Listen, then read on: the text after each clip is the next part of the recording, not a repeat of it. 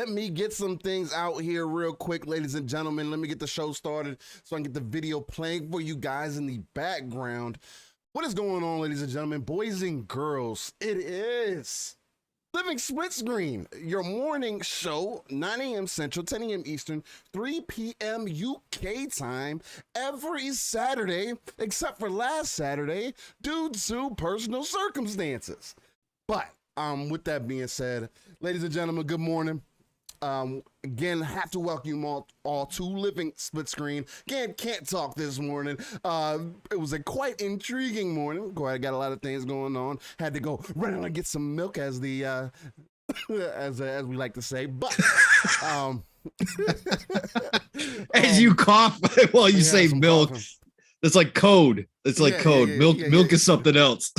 Exactly. Milk something else. But yo. Beautiful people, hopefully y'all are feeling good today, man. I definitely missed y'all last weekend. Anytime that me and Pong could get together, give you guys a show. Needless to say, also, it's also a time for me and Pong to kind of get together and really kind of catch up throughout the week, because we don't get a lot of time to do that. Between real life, work, whatever else the case may be, we don't always get to talk in chats and everything else. So it's like, that's the other thing that makes this podcast so amazing, is that because we don't do a lot of back end work, again, for the people that love to hear me say it, you get some of that organic nature. Oh, the coughs are getting to me this morning. You need me to take over? Look, no, I don't need you to. I don't need you to take over. Are you sure? Thing too. Well, as I'm introducing the show and everything, this is episode 48. We are brought to you by Midweek Mix-Up Collection. Shout out to the gentleman over there. Shout out to the Wandering Dutch for being a amazing gentleman, and the rest of the crew over there just for having great opinions. Again, we may not all agree on everything, but we are a collective. We do support each other, and if you guys can, definitely shout out to them. And if you aren't already subscribed to them, check them out. Doing good work that way. The other thing too, we're gonna start working on a sponsor. Shout out to the homie Lord Cognito. I actually had a chance to check out the Advanced GG Energy, for you guys checking that out.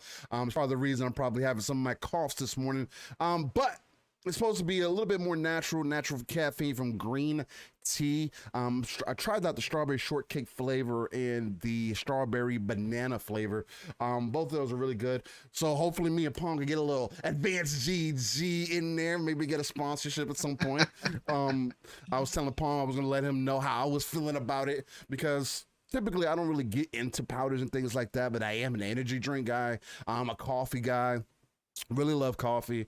Again, let's see how this makes me feel, because I tried this out with some shout out again to Lord Cog, because I tried it out with milk last night.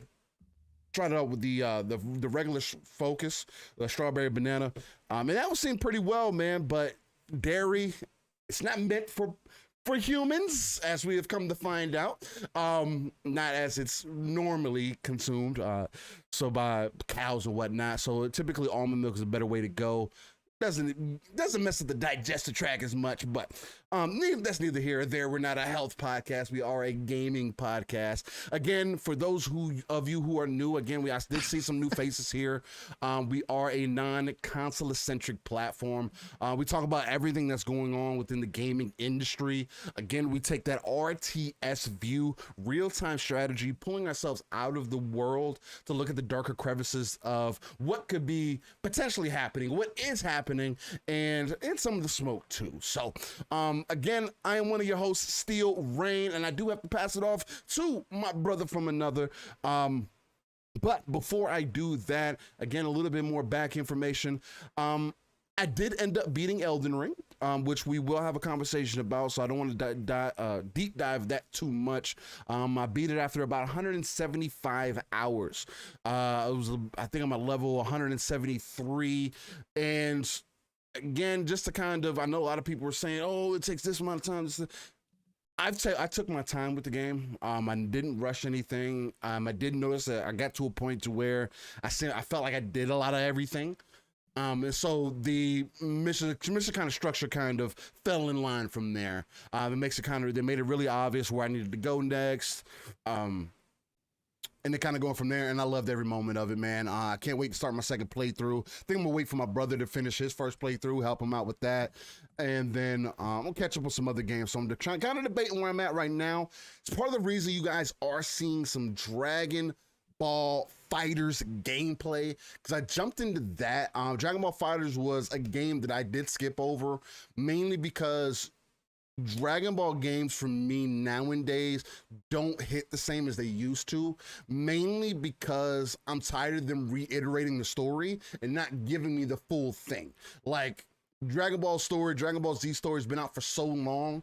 I hate when they package it out to make it seem like, I mean, one, they do it for money purposes. Two, they also do it for development purposes. They did the same thing with Xenoverse 2, where they took a lot of time to release the newer content. But for me, it just bothers me because I've played a lot of this content over and over and over again. Again, for those who may be Dragon Ball fans out there, you probably can relate. We've been up to the Buu Saga and beyond for a long time, especially if you were importing games. So I kind of stood back a little bit, but Fighters is really good, man, especially for a fighting game that you can just jump into and have a good time with. Again, this is not going to be something I'm going to the lab and make sure I'm the nicest guy with, but Fighters for me are kind of like, it's kind of like a candy now, right? Every now and then I go in, I grab a little bit, and I leave satisfied. And that's kind of how this one was. It's really easy to jump into, which was really surprising. So yeah, man, I had a good time with it. Recorded about 2.5 hours of gameplay of that. So hopefully you guys enjoy that. But let's pass it off to my brother from another. Haven't talked to him in a minute. You guys already know I address him as the uncanny gentleman himself. My guy, Pong Steel. What's going on, man? How you feeling? And yeah, man, let's catch up. I want my MTV. I love the hat, brother. Thanks, man. I was wearing my MTV shirt yesterday. That's why I have to talk about it. But hey, look, it is great to be back, Steel. I missed you last week, man. We were in the DMs early last week on Saturday morning, both going, God, man, feel like we're missing something here because not doing this show. Great to be back. Chat, thank you all for dropping in here, even though we did take a week off. Like Steel said, real life always comes first, and we always got stuff going on, but we try to make this a very important day. Obviously, we try to make this no matter what we can do. But hey, look, sometimes things happen, right? Wife's birthday is much more important than our Living Splitscreen show. So I'm glad Steel got to enjoy his day off. Man, it was a weird week last week. Back to full slate this week. So I've been talking a lot of gaming. Haven't been doing as much gaming this week as I normally would. Again, busy, man. I got work going on. So had an extra show on Tuesday over on RDX. Shout out to Dealer and the crew for inviting me in. Shout out to Fonz. Hope you keep feeling better, brother. For people who don't know, Fonz has got some stuff going on right now. And so he had to take the night off of RDX. And so I was invited on there. That was fun. But that means my schedule got crunched this week. But look, golden age of gaming is here still. We got stuff, games coming out of our pores. I know it's an Elden Ring world right now. It is. Still to this day, it's an Elden Ring world. But I actually didn't get a chance to play as much this week as I wanted to. I did hop back into some, because Elden Ring for me, and I've talked about this on other shows, it's gotten to the point now, I'm about, 55 hours in, 60 hours in, level 147, something like that.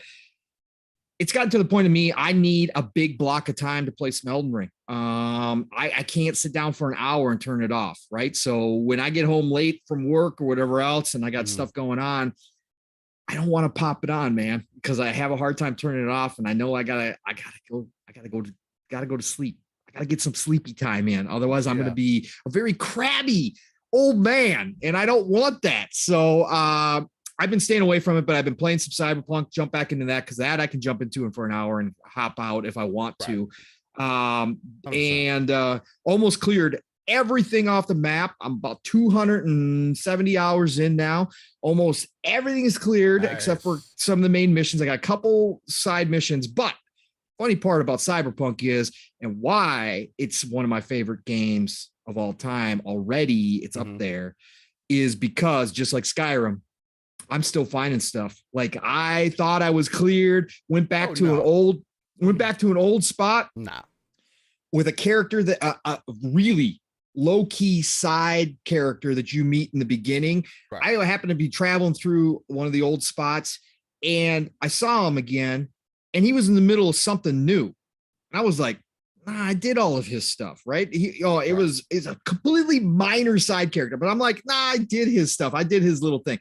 All of a sudden he's involved in some other garbage. And I'm like, wait, I gotta go check this out. Sure enough, opens up another mission, another side mission, nothing major, just completely little tiny side thing. But at the same time, it appeared out of the blue. It wasn't on my map. Right. It wasn't showing me I had to go back to talk to him or anything like that. Just walked into him. Love that world building aspect, man. So it's crazy how that keeps going. And of course, I've been rocking out on my NBA 2K22. Yeah, because of course you do your thing with it. Hey, look. Again, I won the game for free for second year in a row. You did. I put my money into it. I'm part of the problem with 2K, but I put my money into it, so I'm going to keep rocking it. I love it. I love the aspect. I just love basketball as a video game. Like it's crazy. Like basketball was always my second favorite sport to football. It was football. It was NFL and NBA. Yeah. When I'm watching it, right? But when I'm playing it, now the way Madden's gone, NBA is number one. For me, it's always been like that. I've always, for gaming wise, I've always chosen basketball games over football games. Maybe it's because I was a football player, so it's like I got enough of Madden feeling like it was just cheating. Like in NBA, it doesn't feel as bad because I played a little bit of basketball. There's still some of that, but it's of course, there's still some of that, but I don't have any real relation to it. Especially at that level where it was like with football, it's like, come on, dude, really? Are you fucking serious? And maybe this is because of my perspective on it. Probably. But it's just always the fun factor on it too. Oh yeah. So it seemed like basketball was just easier to get into game wise than football was, and it just seemed a lot more fun, a lot more back and forth, a lot more attention. It's just I felt like there was just so much more to it. It's fast paced action, right? Yeah. That's why it's great for TV. That's why it's awesome. NBA is awesome. I like watching it. Yeah. So hey, look. That's what I've been rocking out on. I did pop in a little bit of Tunic. I tried it again. I played the demo last year, and Death's Door to me was about, I don't know how to put this. Death's Door to me is about the limit of that type of game as far as difficulty goes that I'm willing to put time into. Tunic takes it up a notch, right? Okay. It really does. And so when I played the demo, I love everything about the game. It's gorgeous. And the little fox dude is crazy. It is definitely Zelda for 2022, old school Zelda for 2022 for sure, which I don't mind, even though I'm not the biggest Zelda fan. I like the old school Zeldas. I did play them on the NES, but I've left a lot of that behind as I've grown as a gamer, or just gotten older, I should say. Okay. So those games they're like platformers. Platformers don't appeal to me the way they once did, right? So I played enough of them. So to go back to this, I thought it's a very well done game. Again, can't say enough about the visuals, and everything going on. There's a ton of puzzles in it, even though I'm just in the first part of it, already coming across puzzles. But again, difficulty wise, as far as mechanics go, as far as, I guess Souls did teach me a little bit, because I've learned to become patient in not attacking everything like straight away and not going in hack and slash style. And you can't in Tunic. Tunic, you can get, just like Death's Door, you're going to get mauled if you're not watching for patterns, right? So, but even more to another level. So we'll see if I keep going on Tunic. But man, just from what I played, definitely deserving of the ratings that it's gotten for sure. And I'm glad it's in Game Pass, man. Again, another game that I wouldn't have necessarily spent money on because I played the demo, but it's in Game Pass. So I'm going to try it. Yep. No risk. That's the thing. I'm going to try it. So yeah, it's been a good week though. Steel, glad to be back here. Living Splitscreen. This is where it's at, man. Saturday mornings. This is what I wake up for. It starts off my day right. So, and I missed you, brother. Look, man, I think one of the great things, or one of the main things that I've noticed, at least taking this kind of week vacation, if you want to call it that. We only do one show a week, right? And I really wish that we had more time to do other shows or talk more throughout the week and everything. What's really great to me is that when you look across the YouTube space and you really see that people just don't have the same, let's just say, tenacity that we may. There's just something about being able to bring that live, raw, uncut, authentic energy that we provide on every Saturday consistently, and make it feel like it's not forced, because at the end of the day, it's not. But the fact that we're able to do it, and we do it with such uniqueness, is such an amazing thing to me, especially with us not doing much back end work, not being able to, bro, imagine if we were able to sit down and be like, hey man, this is what we're going to talk about today. All right, this is what we're going to talk about tomorrow. Hey man, this is, imagine if we were really able to do that. Again, me and Pong typically end up doing this for 3+ hours easily, just because of, out of pure enjoyment. Now, again, we could be minding our business right now, playing whatever game, or minding our business, and we could talk about this later at some point. But we wanted to start this show to provide people a different avenue. For example, it's part of the reason why we do the upcoming games, part of the reason why we do this day in gaming. We just want to provide people more of a, not only of an objective space, but something that's also going to be a little bit different and kind of hit you upside the head, especially when it's beginning your weekend, right? Something in the morning, get your Saturday started, and now you get your blood pumping, you're getting your information in there, getting a lot of passionate takes, and they're kind of going from there. I'm not looking to be the most right all the time, and I'm pretty sure Pong's not doing the same thing. We're not looking to be the most accurate people, we don't want to be right all the time, but I do want you guys to know we are giving you our honest takes, our honest opinions, and we will always be a non-console eccentric platform. So with that being said, great to hear from you, Pong. Great to know that you are continuing to do your grazer thing. And there's one other thing that you have done also. And shout out to everybody. And it's going to be part of our upcoming games, because it does come out Friday. But just ahead of time, before we get into it, Pong has got me convinced to jump into Tiny Tina's Wonderlands. The reason I say he's got me convinced, because I am typically not a Borderlands fan. I did buy Borderlands 3 when it came out. I did not have that great of a time with it. It was okay. It didn't pull me the way that I wanted it to. Again, through conversation with other people. And again, if our audio sounds off, ladies and gentlemen, if I sound low, Pong sounds high, please let us know. From the week break, I've also made some adjustments here on my end, since I started my work from home job, a little bit back end information, but I had to make some adjustments on my end, so hopefully everything is coming through smoothly. But please let us know so we can make those adjustments on the fly. But to get back on topic, he's got me jumped into Tiny Tina's Wonderlands, which we will talk about, just because, again, Borderlands 3 didn't entice me like that. Borderlands 2, I've always heard it was the better game than Borderlands 3. It was. Especially from my brother, who is a Borderlands 2 fanatic. But I was never able to get into it. And Borderlands 3 gave me a bad taste, so I kind of was like, I don't know. But after what I've seen from Tiny Tina's Wonderlands over the last couple years, especially here after last year's E3, has me interested. Again, I'm into that kind of thing, D&D, looter shooters. I'm into all that. So we'll see how it ends up turning out. Again, with it not having PvP, that could be a turnoff for me in the end run. This could be another one of those games where I play the one time and not jump into a game. It depends. Again, Paul might get me into there, and then I'm obsessed. Who knows? I told Pong that he's gonna have to carry me, and then Pong politely told me that if he carries me, then I gotta put down the sticks. So I'm like, damn, time man, to hang up those controllers. Time to hang up those controllers, Steel. If I'm carrying you in any game whatsoever, look, it's time to hang them up. So, but you're the professional, man. Yeah. Like, God. But no, but yeah. So it's gonna be interesting to talk about. We'll talk about that here in a bit. So Pong, we gotta get into the people. There's a lot of different things that we will talk about today. But I definitely want to jump into upcoming games before we kind of go any further, just to get that out the way, and then we'll go from there, man. So let's get into it.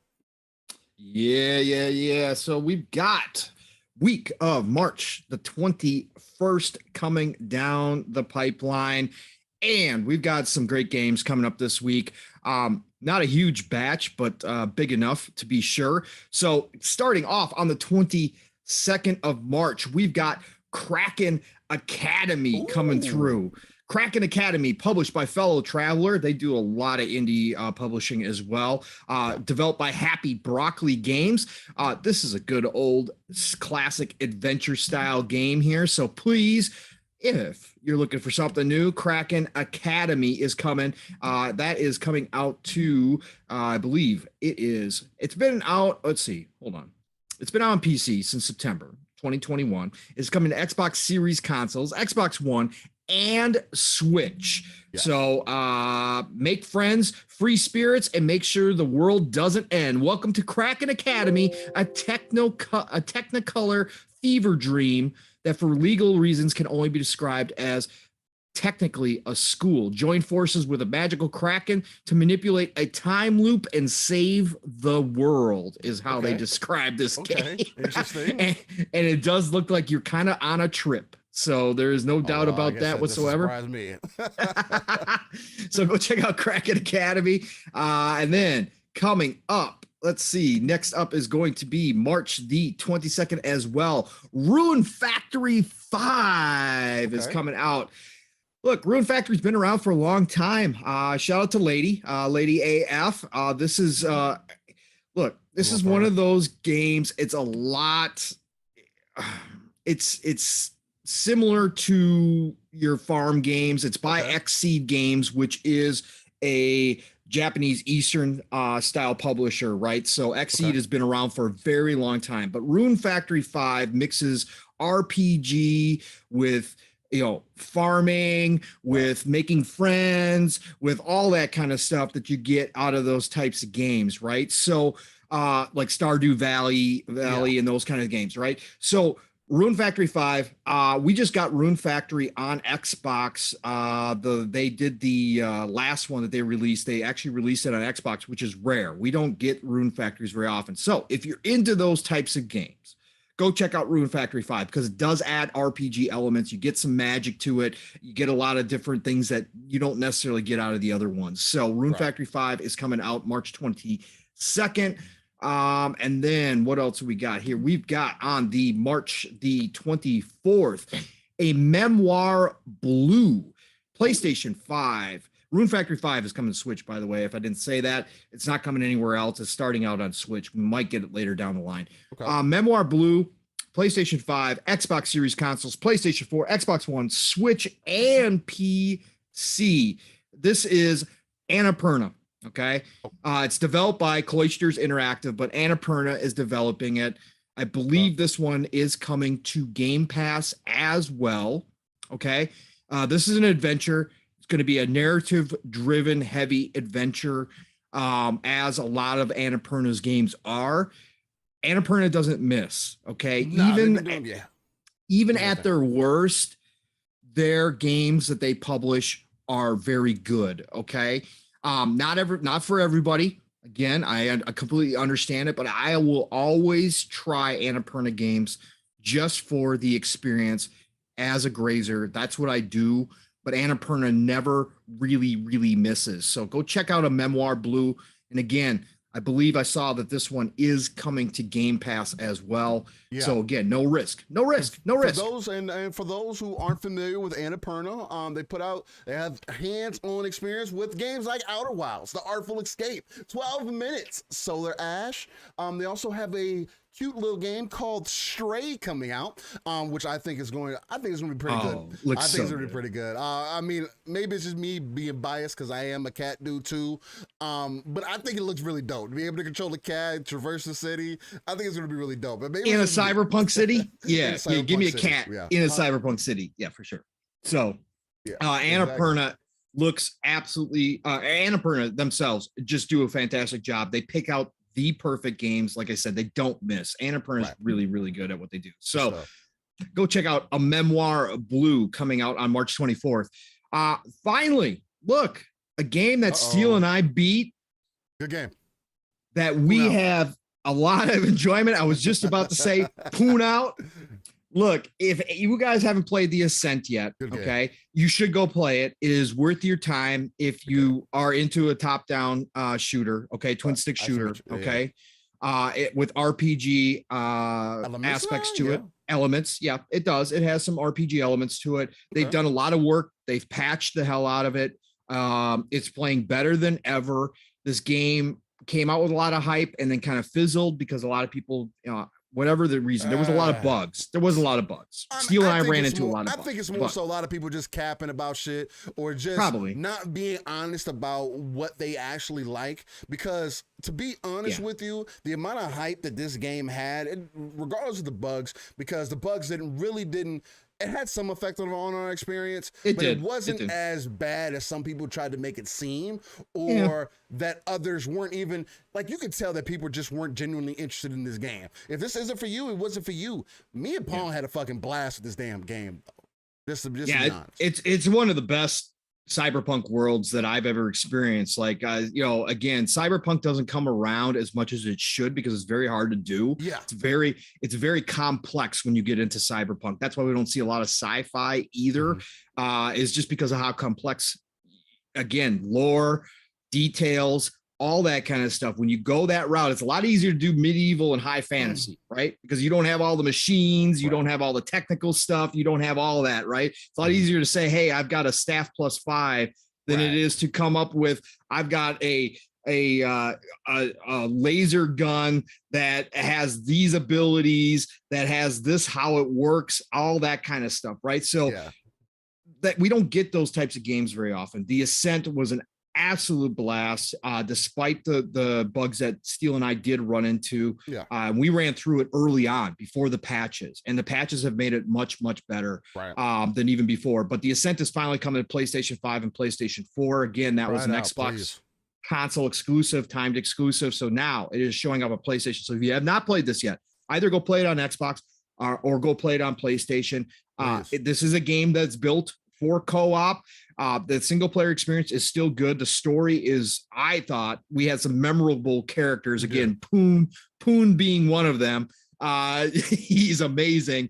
But go play The Ascent. The Ascent is a great game for sure. So I know we got a lot to play, but The Ascent is one you should have in your backlog, if anything. So that's coming to PlayStation March 24th.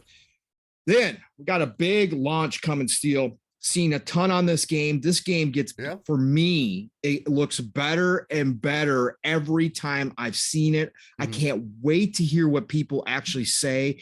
I've watched a bunch of the previews, people really loving it. I don't know how well it's going to score because, it is different from a lot of different things that we've seen come out that get high scores. But Ghostwire Tokyo, PlayStation 5, PC on March 25th. Of course, this is a PlayStation console exclusive, timed. We will probably see Ghostwire Tokyo next year over on Xbox. Of course, it will be in Game Pass as it is from Tango Gameworks. But Ghostwire Tokyo looks phenomenal. I love what I'm seeing. Again, not a horror fan here. I can't play a lot of horror games, but this one is more psychological, right? This is more psychological. Plus, this dude's got the main character, the main protagonist has got magic, okay? And he can cast a lot of different spells. Traversal looks interesting. There's different places where you can grapple and get up. There's verticality to go along with it, but the city, the graphics, the effects, all look off the charts good. I can't wait to hop into Ghostwire Tokyo next year when this drops on Game Pass. But man, it's looking good. Steel, you got any thoughts on Ghostwire Tokyo? Ghostwire Tokyo definitely looks interesting. It's probably not going to be a day one cop for me, although it's coming to PC. It'd be really funny if it came to Game Pass PC. Yeah, it would be. I think that would be really funny. But do I see it doing that?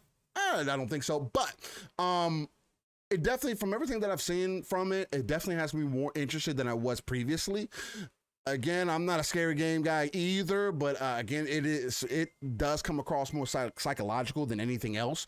So that does have me interested. The magic side of it, again, also the Asian aesthetic is also something that's interesting to me. I love when they take advantage of those things and do it well.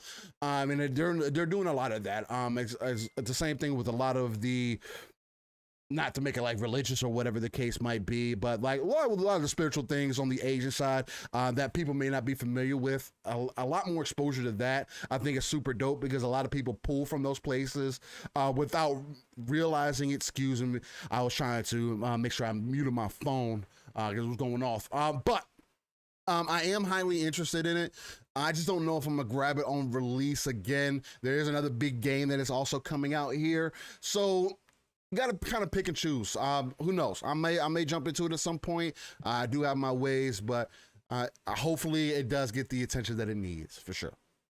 Yeah, absolutely. Tango is an upcoming studio. They're getting better and better. They are bringing in talent over on the East. It's the one studio that Xbox now has in the East, thanks to Bethesda. Obviously, this game is published by Bethesda, so can't wait to see what they do because it does look interesting. It does look different from a lot of what we get, right? That's what I always look for, uniqueness. I don't need it all the time, but when a new game comes along and does things a little bit different, that's when you kind of sit up and take notice. And Ghostwire Tokyo does that in a lot of its mechanics and just the style. The style is very, very unique. So I can't wait. Look, March 25th, Switch owners, Nintendo fans. I got one sitting right here with me called Steel Rain. Look, look. Oh my God. Okay, again, everybody here knows I outgrew Nintendo a long time ago. All right. But they've been doing some things recently with some stuff that I have said has got me interested in Nintendo. They do have some franchises over there that I would love to play, just not enough to go buy a Switch. Okay. And this one is not one of those for me. I have never been a Kirby fan, but I know there are a ton of Kirby fans out there. And as always, respect the history behind Nintendo, respect the history of their characters. So guess what? Kirby in the Forgotten Land is coming out March 25th. This game has gotten a lot of hype. I do follow Nintendo people on Twitter, so I can get an idea of that side and what they're talking about. And Kirby, ever since they showed him swallowing a car, has gotten a lot of attention and swallowing other things. But he just doesn't swallow them. He like becomes them. Oh, so it's the weird, again, Kirby to me is just weird, straight up. It's just a weird concept. I understand why he appeals to people. You know, he's adorable, but okay, anything that swallows, sucks in everything, paws, whatever the case he does, look, it's weird. Okay. And now with this one, seeing him with 3/4 of the car gone in his mouth. Right. And he's riding around on wheels. It's some strange shit. I'm not gonna lie to you, it's really strange. I was joking with you in the background about this, that I don't understand that concept. Why couldn't he just eat the whole car and maybe just become his own form? Like, there could have been so many better design choices that they could have made, but that's either here or there. I know for sure that you're not the Nintendo guy here, the Kirby guy here, or whatever the case might be. I know I told you in the background that this could possibly be another reason that Nintendo gets me to invest. Again, this is probably definitely going to be one of those games to where I purchase the game and play it elsewhere. I'm going to leave it at that. I would much rather do that, especially with my most recent experience with Arceus. I'm really over this whole Pokemon thing. Especially the way that the Nintendo's, I feel like it's taking advantage of Game Freak more so than anything else. Again, if they got the production to do it, great, but I just feel like they could be doing so much better and making better titles overall. The news of them re-releasing another Pokemon game instead of adding on to Arceus, I feel like is super unfortunate, because this could have been their opportunity to really steer things in the right direction, do proper add-ons, really build their games out. But again, I guess that's just us expecting too much from Nintendo. But I will make my stance and say, hey, this is probably gonna be the last time that I really invest in that. But from this point forward, I'm gonna purchase the games for sure, but I am going to play them elsewhere because I would rather have that performance and make sure that I am getting the good quality of the game. Because man, it doesn't look that great when you blow these games up on those bigger screens. So thanks, Nintendo. Appreciate you. Keep rocking out. Shout out to you, Nintendo. Yeah, exactly. Hey, and then the final one this week here, the one that Steele kind of alluded to, well, didn't allude to, he actually talked about it, that I kind of convinced him, but more so their marketing and their gameplay and what they've shown so far. Tony Grasso in the chat, shout out to you, brother. He brought it up last night on Xbox Ultimate in the chat too. It doesn't seem to be getting a lot of hype, but I know a lot of people are excited for this game. Tiny Tina's Wonderlands shows up on March 25th, Friday. Look, I am hyped for this game. Anybody who's watching the show knows that I'm a Tiny Tina fan. She's one of the best characters developed in all of video games for me. She made me laugh more times in Borderlands 2 than I can count. Again, I was to the point where I was going to get a tattoo, but then I was like, man, grown adult male with a little 12, 13-year-old girl tattoo. I don't know. That doesn't seem appropriate. And so I didn't do it. But Tiny Tina has some of the best humor in gaming for me. Again, some people can say she's annoying. I get it. I understand why. But for me, it just catches me off guard whenever she's on screen. And now for her to be getting this whole spin-off, she had the DLC for Borderlands 2. But for her to be getting her own game take Borderlands, put it into medieval D&D style gameplay, still have some guns, but add in bows, wands, magic spells. You got dragons. I'm all about that type of game. So Tiny Tina's Wonderlands for me. I'm going to pre-order the Chaotic Great edition, which is the big boy. It's $89.99 US dollars. It comes with all, season 1 or season pass, obviously, and then it comes with a bunch of other cosmetic stuffs, including the butt stallion, which I need to have. So I'm definitely pre-ordering that. I'm waiting to see if it shows up in the spring game special that they have going on, where you can get 5,000 Microsoft points back if you spend $50, because I will definitely pre-order it. But I'm going to have it downloaded. Steele already got his version downloaded and ready to rock and roll. So you guys are going to be hearing about Tiny Tina's Wonderlands in the next couple coming weeks, probably even next Saturday. If it launches Thursday night, we might hop into it and see what's going down. So, but Tiny Tina's Wonderlands, 2K Games, of course, is the publisher. Gearbox is the developer. This is going to be fantastic. And hopefully, like Steele talked about, he played Borderlands 3. Borderlands 3 for me is the weakest entry. I could not get into it either. The last free-to-play weekend that they had, I believe it was a few months ago, I jumped back into it, and I had a little bit better time with it than I did when I had it on PlayStation 4. I've been waiting for it to go. I've been waiting for the ultimate, I forget, they've got so many different editions of Borderlands 3. I've been waiting for the big one to go on sale for me to pick it up because I do want to hop back into it.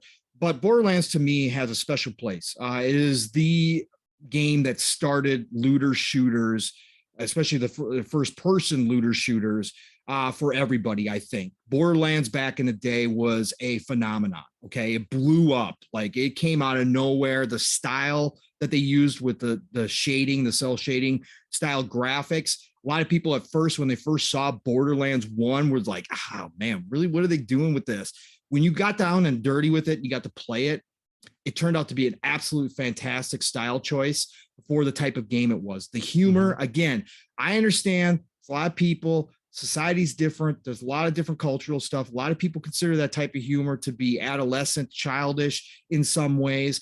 It doesn't always hit. You got to have the right writers to make it work. And it doesn't always hit. But Borderlands 1, Borderlands 2, especially Borderlands 2 for me, is up there in my greatest of all time games.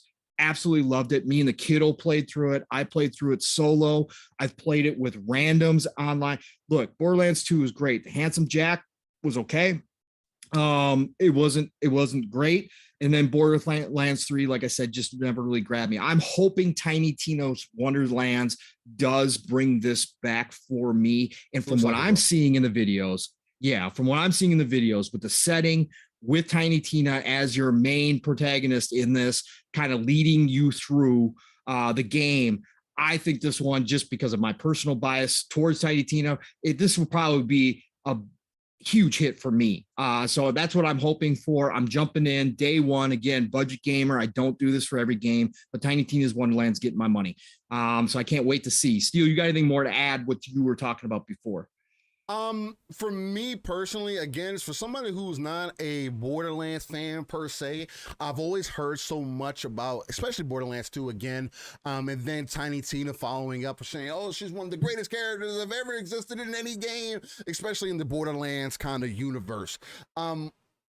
This has me interested just because, again, me being a looter shooter fan, and just seeing how wacky and crazy this game is coming across as, especially with some of the classes and everything. I think this is going to give me an opportunity to play a little bit differently than I probably typically have played. So I think that's going to be an exciting thing. I think this time around, I was just looking at the classes again. I think I'm going to go Graveborn. I think just because they had the abilities to raise people from the dead, use different powers to that nature. Let me see here. I'm going to look at a little bit of information. Graveborn is a master of kill skills, spells, and dark magic. They use a demi-lich companion and sacrificial action skills to enact suffering upon their enemies. That sounds like something I want to do, man. Heck yeah, man. Just the thought of having a companion, and I was watching some of the gameplay, that kind of you boost up and also gives a kind of a boost to your team, kind of like a support role, but also can really be taken advantage as probably like as a main enforcer too, depending on how you play the class. From what I've seen, also it's going to have some of those vampire kind of effects where you can kill and get heals to do those types of things. So that has me really excited. Again, the biggest reason I'm definitely going to give a lot of my shout out to Pong, who's got me interested in it again. Pong didn't steer me wrong with Cyberpunk. I mean, again, Pong's made a few suggestions here, and at least to me, within the last couple of years that we've known each other at this point. But so when he says, "Hey, man, I think I have a good feeling about this one," then I got to commit. Again, he carried me in. Well, he carried me, but I was carrying him in Elden Ring. I'm probably gonna still do some more whenever he gets a chance and wants to jump back into that.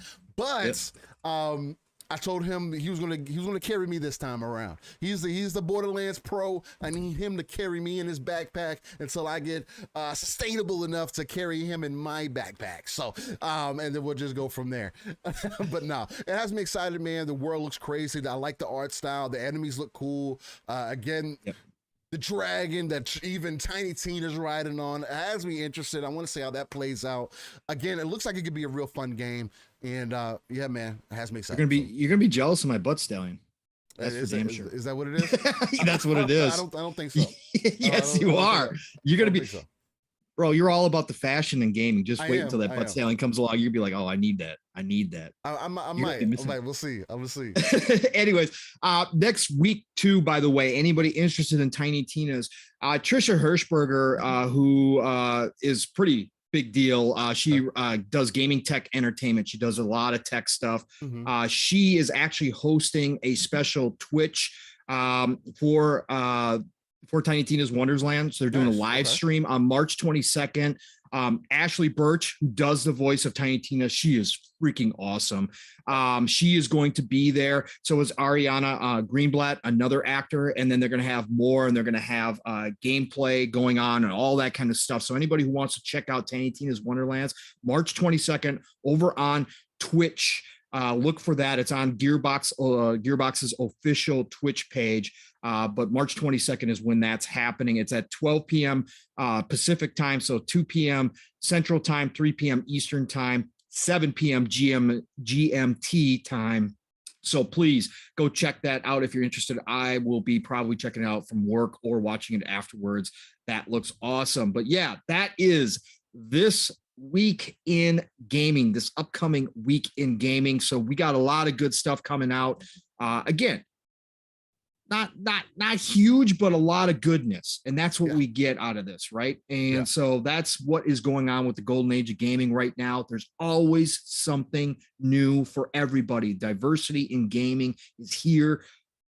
No matter what you're interested in, there's something out there for you right now. So great upcoming week. Can't wait for Tiny Tina's Wonderlands. I'm really hyped. Yeah, y'all can't tell. Hopefully it's gonna be good because you got me excited for it. Again, I'm fully committed. I got it pre-downloaded. The only thing that I will say is, again, we're still in this era to where they're selling the game separately. Again, with Xbox having smart delivery and everything, I don't think it's going to end up being a problem. But when you do go to the store, it doesn't necessarily say when you buy the $60 version, it doesn't say, hey, this is going to have the Series X and S version. So that does have me kind of feeling a little strange. Where does the $69 version, or I believe the higher versions, do specifically say that? Now, again, I could have just read that wrong, honestly, but from my understanding, it just had me a little bit worried. So I was like, hopefully I'm not going to get capped off to this being an older version or whatever the case of this game. But again, with the Xbox having smart delivery and everything, I don't foresee that being an issue.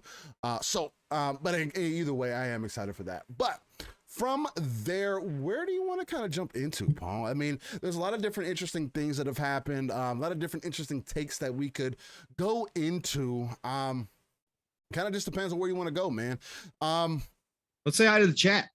Let's say hi to the chat, man. Let's do that. I did see one amazing gentleman that jumped in here. Shout out to Dealer Gaming. Again, he's definitely one of the more influential reasons why me and Pong have jumped into the community. We started off in chats, and Dealer does do it in a way that is not only different, but it's also honest. You can tell it's very genuine to him, and I think that's an amazing thing. That's part of the reason why I've said, F it, let me jump into here, give the people, my own energy and do it my own way. And yeah, man, shout out to you, man. It's good to see you here. Shout out to Dila. Shout out to Splendiferous, back from the dead. What's going on? Victor Click, UK lad, General Spartan 27, OCD Gamer. What's going on? Jesse Darby, Nix, good to see you, man. Damn, I missed you guys, man. Wandering Dutch, what's going on? Who else we got in here? What just happened? Stop there. Mr. Joanna Dark, Doom Reaper was in the house. Casket Reaper, Dan the Man Cunningham, what's going on? Malik Tucker, what's going on, my guy? Who else we got in here? You combined Doom Reaper and Casket. That's Casket Repair. Yeah, you said Casket Reaper. Although that'd be a great name too. No, Doom Reaper and Casket Repair, what's going on? I want to shout out you guys individually. So shout out to you guys. Sith Lord jumped in here. We've got some new faces in here, so that's always amazing. I believe we got some other people who jumped in. Yeah, Malik Tucker is in here. Shout out to Malik Tucker. Matt Barnes, what's going on? Shizno, what's popping, my guy? Sith Lord is in here. What's going on, Sith Lord? Andrew Pellinane, shout out to you, man. Sorry if I said that name wrong. The other thing, too, while I have you guys here, hit that like button, share us out, and tell a buddy about us, because we have hit over 480 subscribers on YouTube. That's a small feat, again, for people that do this show once a week. It's such an amazing thing, man, because, again, we do want people to hear that genuinely do enjoy the show. That's why you don't see us do a lot of giveaways and things of that nature, because we don't want our subs to be bought. I do feel like there are going to be some things. Again, shout out to people like, I can't freaking remember his Twitter handle right now. I don't want to say it wrong. I think it's which one? Gentleman Gaming? Country Gentleman.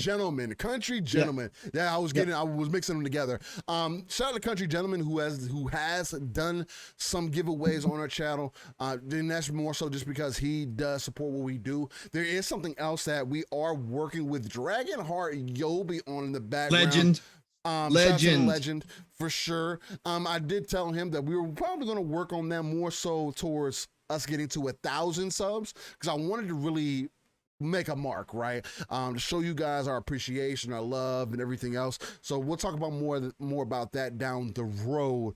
But so shout out to everybody in the chat. Much love to you all. Again, hit that like button, share us out. It helps with the YouTube algorithms and things to that nature. But with that being said, I guess let's start with some Elden Ring, man.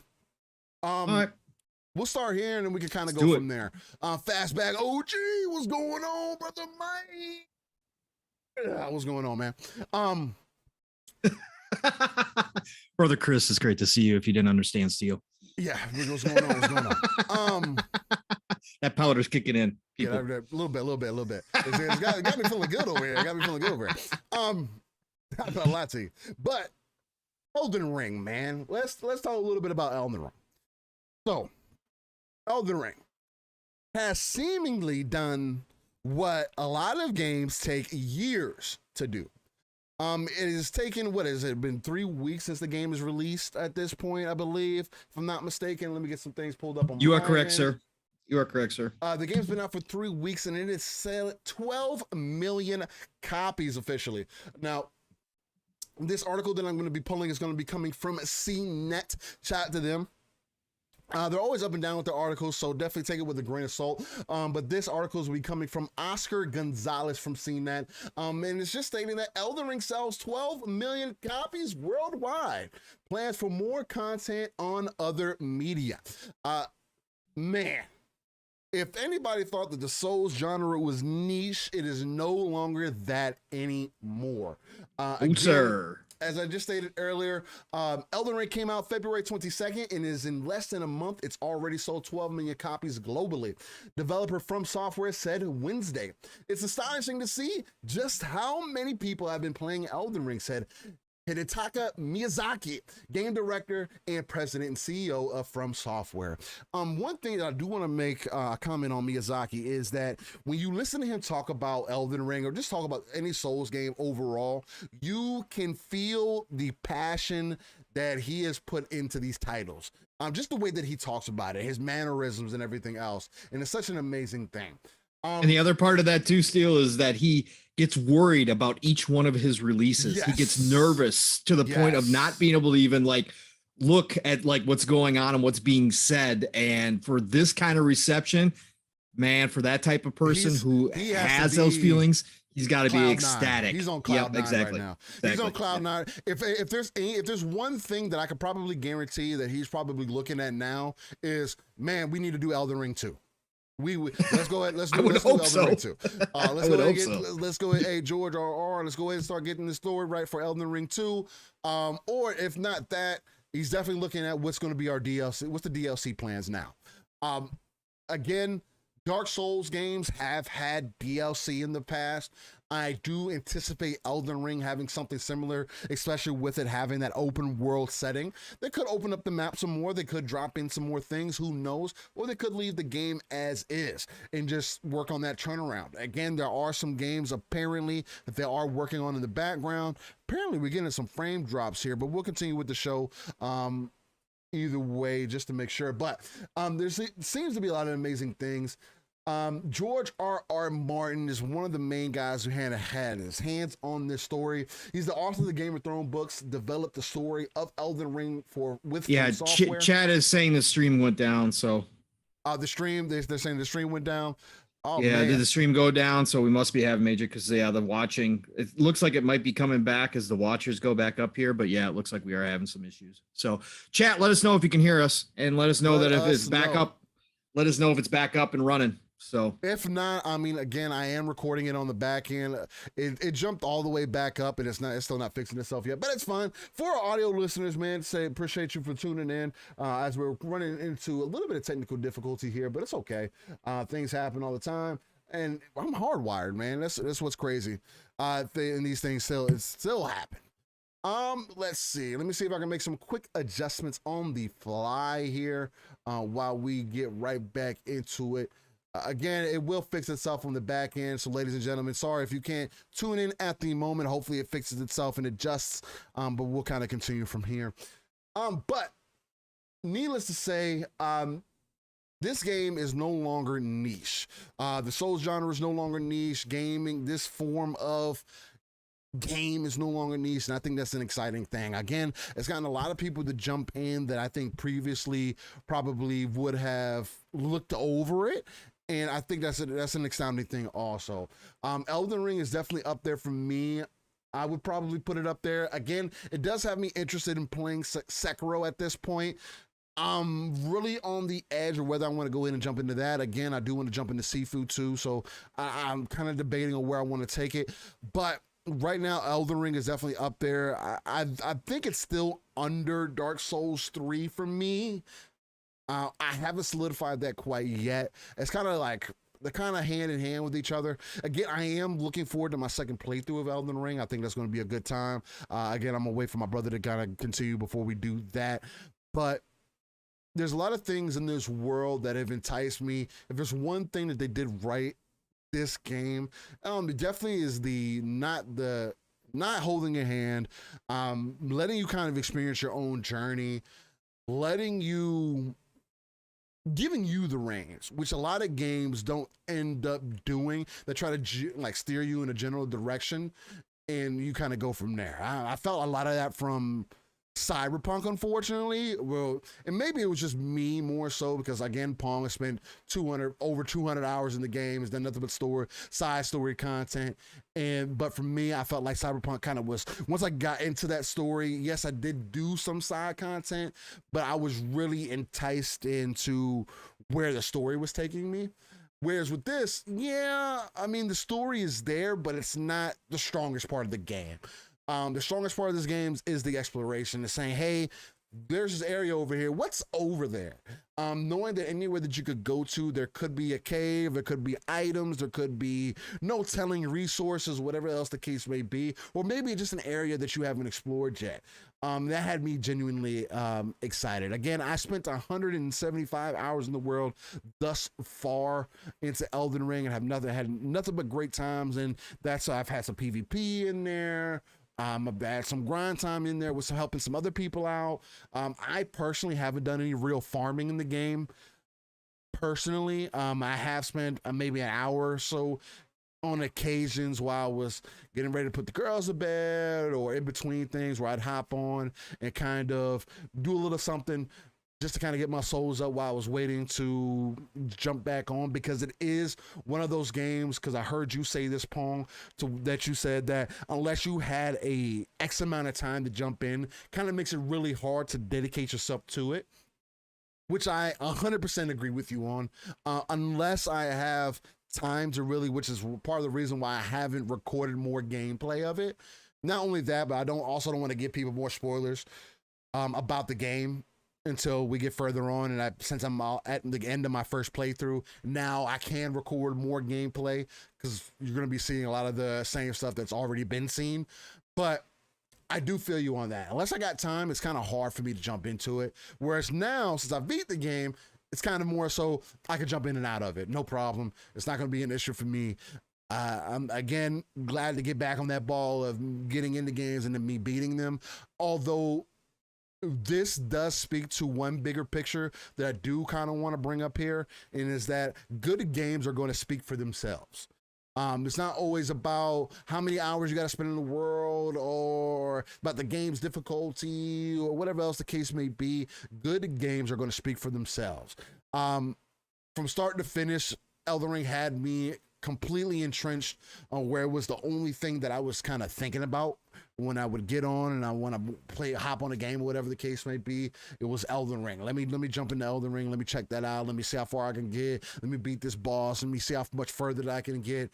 And that's an enticing thing to see. So to see it getting the critical what's the word for it? Praise. Approval. Praise, yeah.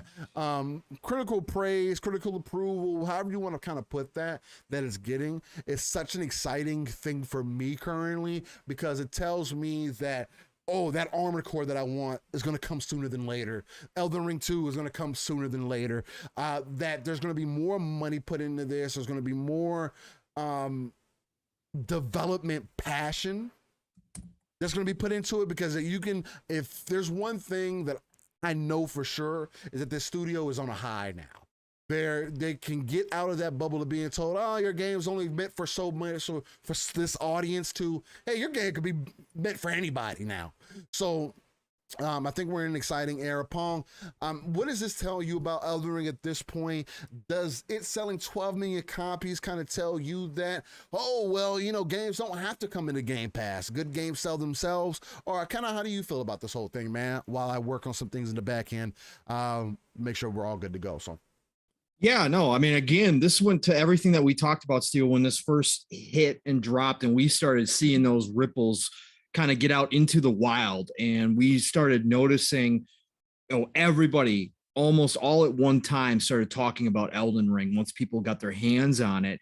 And you saw more and more people jumping into it and sharing gameplay and sharing pictures. And then you saw people who were even resistant to it start to say, well, man, maybe this should be a game I jump into, you know. And with the reviews continuously pouring in and that score sticking at that 97 mark really caught people's attentions. And the next thing you knew, if you weren't playing Elden Ring, it was like, what are you playing at this point? Right. And that's a phenomenon.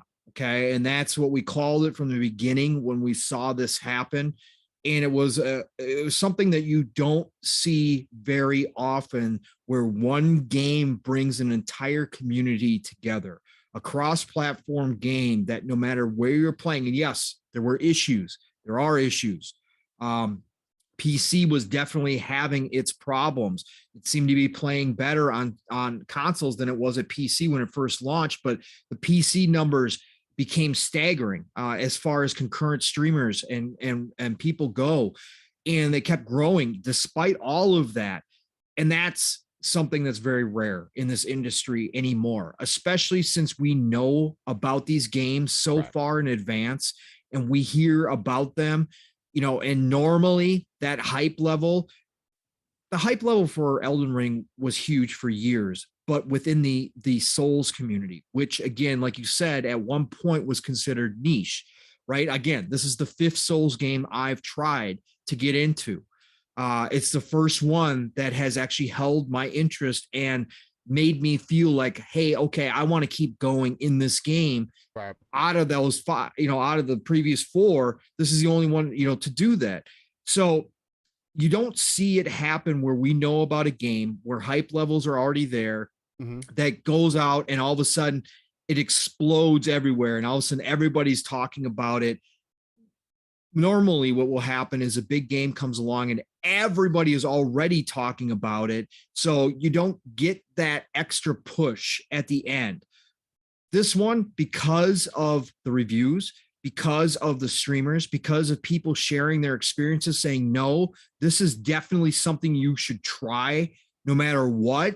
This is a generational type game here. And you kind of, if you're a gamer and you have any inkling whatsoever, you got to jump into this, because this is something you're going to want to see for yourself. Those don't come along. Again, that's why they're called generational type games. So that the numbers speak for themselves. To see it sell over 12 million copies, and we kind of had the rough numbers, Steel, and we were guessing that it was going to be probably somewhere in the 10 to 15 million range. So we were spot on. The Steam numbers were there to support that. The Steam numbers seemed to be a little bit off, because the Steam numbers were suggesting there was 10 million individual copies just on PC alone, which would only mean 2 million on the consoles, which I think there's been more on the consoles than that. But at the end of the day, 12 million first couple weeks, you're talking about this game now, you know, for the first year, probably approaching that 20 million mark at some point. Might take a little bit longer than that. Yeah, easily, you know, but again, this is a game that keeps growing. This is not a game that just dies off. This is a game that people may have budgets like me and may not have could afford it out the gate, but will get it eventually. This is a game that as it goes on sale, we'll get those peaks again. I think so, where more people jump into it again. Maybe people aren't willing, even with all the hype, even with all the, you know, praise that it has gotten, still don't want to spend the $60 on a Souls game. I totally understand that. So, but as sales happen, as we come into this holiday season, and it's going to be pushed again, sales are going to be happening. People are going to jump into this game. And this is a game that's going to be remembered, and we're still going to be playing. And then you got to talk about it, Steel, as well. From Software does support their games. And with a game that's selling like this, we're going to get DLC. That we're going to get expansions to this game. All right. And they're already working on it, right? They're going back in and they're reworking some of the mechanics, and they've nerfed some things that were OP, which is sad to me because I was carrying one of them, the sword. I always forget what it's called. Sword of Night and Flame. Night and Flame, thank you. They nerfed the hell out of that thing. From what they did. Yeah, I've seen some people say, "Man, this thing's worthless now." It's not worthless. It's just people want to play their game a certain way, and well, you and I have talked about this too, Steel. You and I have talked about this too. When it comes to PvP stuff, totally understand why you go in and rebalance. When it comes to PvE, why is rebalancing such a priority, and why do you nerf things like that? Because who cares? If that wasn't the intention, then of course you're going to go back in, especially as a dev, you're going to go back in and make those adjustments.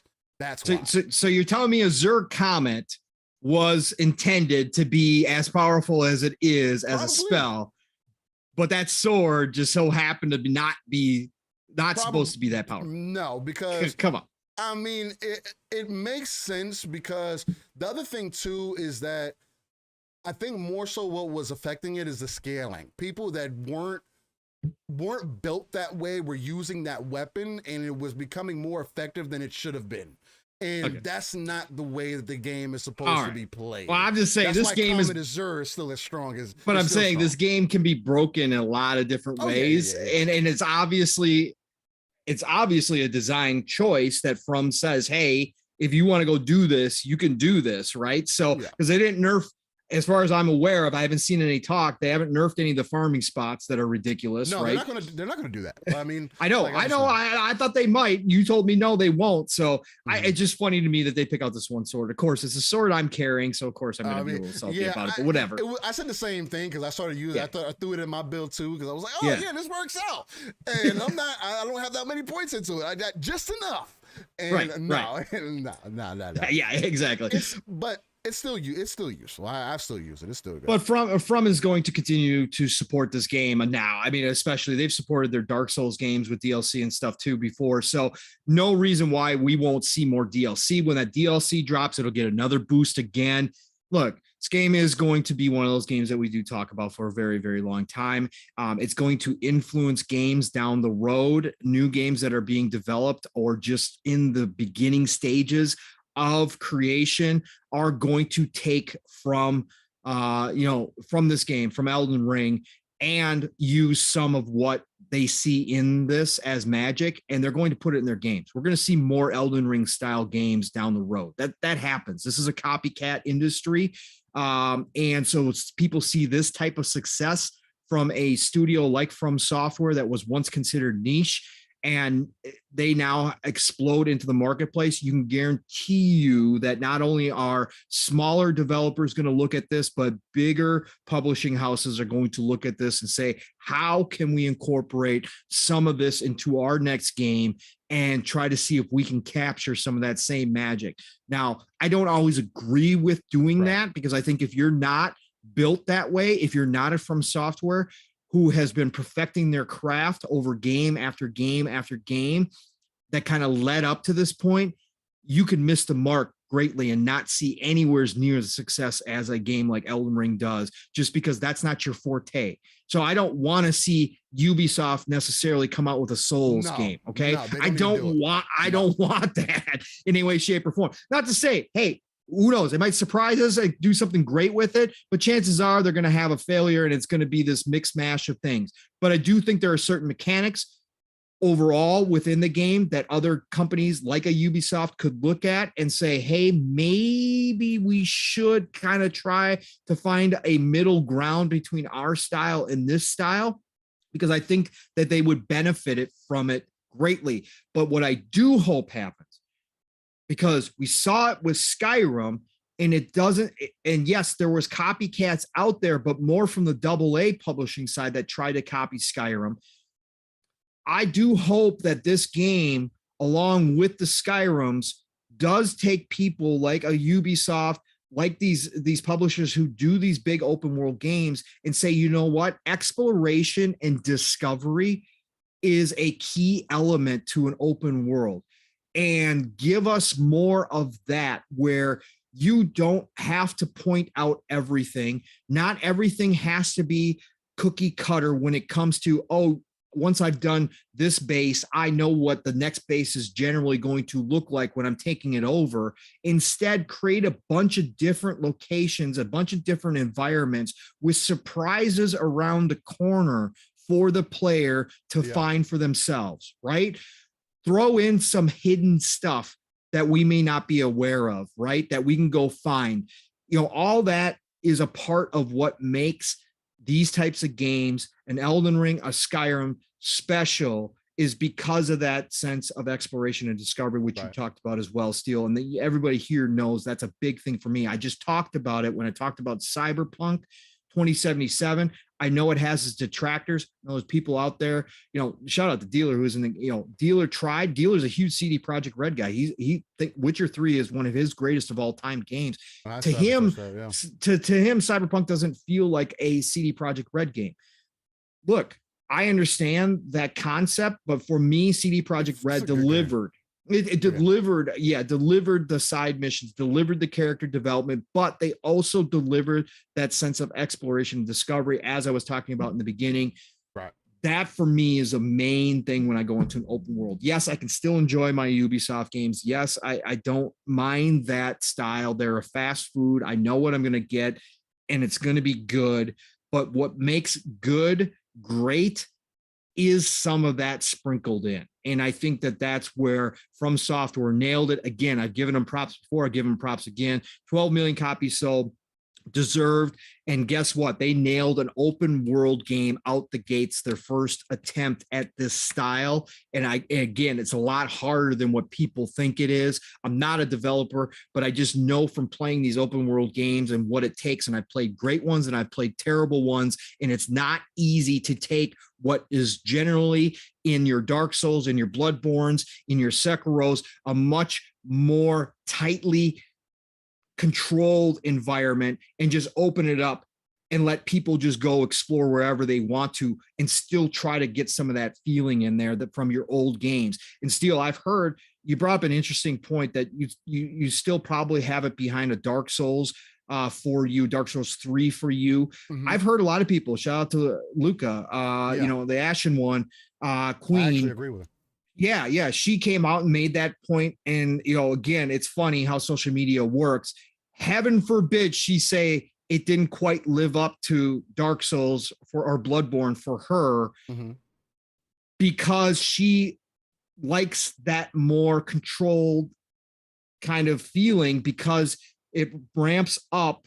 For her, the bosses didn't hit as well as the other bosses did, right? No, they didn't.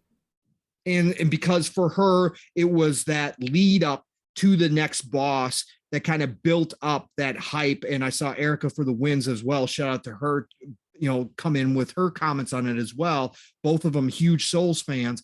And she said that, that build up to the next boss was what made it really special. Whereas this one, you're just kind of traveling around, and that's part of an open world, but those bosses didn't hit the same way as they do in a Bloodborne or Dark Souls. So I can hear that from the real Souls fans out there who've been playing these games like yourself, Steel, for a while. I can see where that would maybe a little lacking when you get into an open world setting. But obviously the open world setting hits differently for a bigger audience, right? And that's what From Software, I've, of course, wanted, right? Of course, every developer wants more people to see their games, and being able to pull this off in an open world and still give that Souls feeling. Like I said, bring a community together as one, saying this is a great game no matter what, even if some of us disagree where it is on the list of Souls games, but all of us still saying at the end of the day, this is still a fantastic experience. That's special. That can't be done by everybody. That's why I say From has got to be considered one of the best developers out there in the world right now. So No, 100%. I mean, I'm right there with you. I mean, they'd have to be at this point for sure. Again, the main reason that this doesn't, and it is a lot of that. I share those same sentiments as Dash and Luca and Eric Cuts for the win. Definitely check them out. They have excellent content. Ash and Luca actually goes live tonight, so definitely stay on the lookout for that Scumcast. But yeah, I'm right in agreement with a lot of their affirmations. Now I haven't played Sekiro yet, and that's the one game that everybody that's like a Souls person, as Keep goes back to say, I don't know, it's not Sekiro. Sekiro is like top notch, and when they look at different lists, they always got Sekiro towards the top. So that's why I'm kind of on the edge of being like, man, or do I need to just jump into Sekiro, because obviously there's something there. So it has me extremely interested, but for a lot of those reasons, yeah, I mean, I can agree. I do agree with that. It doesn't have that same impact when you get to a boss to where it makes it memorable. Now, not to say that Elden Ring doesn't have memorable bosses, it does, but it's not as memorable as the other games have been, at least not like a Dark Souls 3. And honestly, I'm not the guy to sit here and come up with all the names and everything, because I'm not that entrenched to them. But there is, and this is, I don't mean slight spoiler, but there is a boss called Malekith that I think is probably one of the most memorable bosses out of Elden Ring, and is more so because of how he's presented, and then also his whole aesthetic, a little bit of the story behind him, and then again just the way that the character looks and overall. Again, this open world aesthetics does seem to work for a lot of people. I am curious to see if Elden Ring had the potential to be on a Game Pass or some other service, how many more people it could reach, especially with it already hitting 12 million this early. I feel like, again, good games of course are going to sell themselves, and I don't know. It just gets me excited to what the future could potentially hold. Again, man, it's exciting. We're definitely living in exciting times right now. Other than that, I don't have much else to say on that, man. It's an exciting thing to see Elden Ring doing as well as it is. Again, it was number one things that I was always clamoring about before the game came out. Oh, the game is niche. I did feel like the game was going to do well this time around, but I wasn't anticipating it doing as well as it has. So. From there, where do you want to get into from there, Pong? Been a couple things that have happened this week. There's a couple different directions we could take it. What you thinking? There's some Hogwarts, there's some Starfield. What are you feeling? Well, let me get your thoughts, because I haven't heard your thoughts on this. I don't know how much you followed it or what your initial thoughts were, but we couldn't get together and really talk about it. So the initiative, right? Okay, yeah. Let's talk about that a little bit. So for anybody who doesn't know, the initiative, obviously build as a dream studio, started from the ground up for Xbox. One of the rare times that they do start a new studio, headed by Daryl Gallagher. Over the past year, and it kind of came ahead this week, there's been some mass departures. Okay, the initiative was always meant to be a smaller studio. It was meant to be an agile studio. They were never going to grow themselves to be big. Their job, basically, from everything that we hear and know at this point, was to start a project like Perfect Dark, and then kind of hand it off to another group of devs to finish. And that's what it seems like was happening. Now, the initiative was, when it started, this dream team of developers. They brought in some of the best talent, like Drew Murray, from around the industry, from Sony, from all these different places, to kind of come together and really be the brainstorming, kind of the big brain of this new idea. Okay. And over the last year, they've had almost half at this point of what we know about, and this has kind of been gleaned from LinkedIn, And obviously there's been some high profile departures that have gotten news, but then there's been some of the smaller ones where people just kind of left quietly. But we're talking about over 30 people have left this team, and this team was only about 70 some people strong at one point. And the initial, so this got big news this week because obviously they are handling an IP in Perfect Dark that was going to be a reboot of a very popular franchise at one point, going back to the N64 days. And obviously the way that it was talked about, the hype around this studio was huge for a lot of different reasons. Yeah. But when you see this many departures, people start head scratching. Now, one or two here or there, contracts up, that again is part of the industry. We all get that. The initiative is now being questioned as to whether or not this is a failed experiment. Those are my words, okay? Because obviously, when you look at what they were trying to do, right, bring all this huge talent together. We're talking, again, when I say huge talent, talent is talent. When I talk about huge talent, I'm talking about some of the brightest stars from some of the biggest games, the Gods of War, The Last of Us, that kind of talent coming into a studio brand new. And to see those people leave. And then we got word from VGC.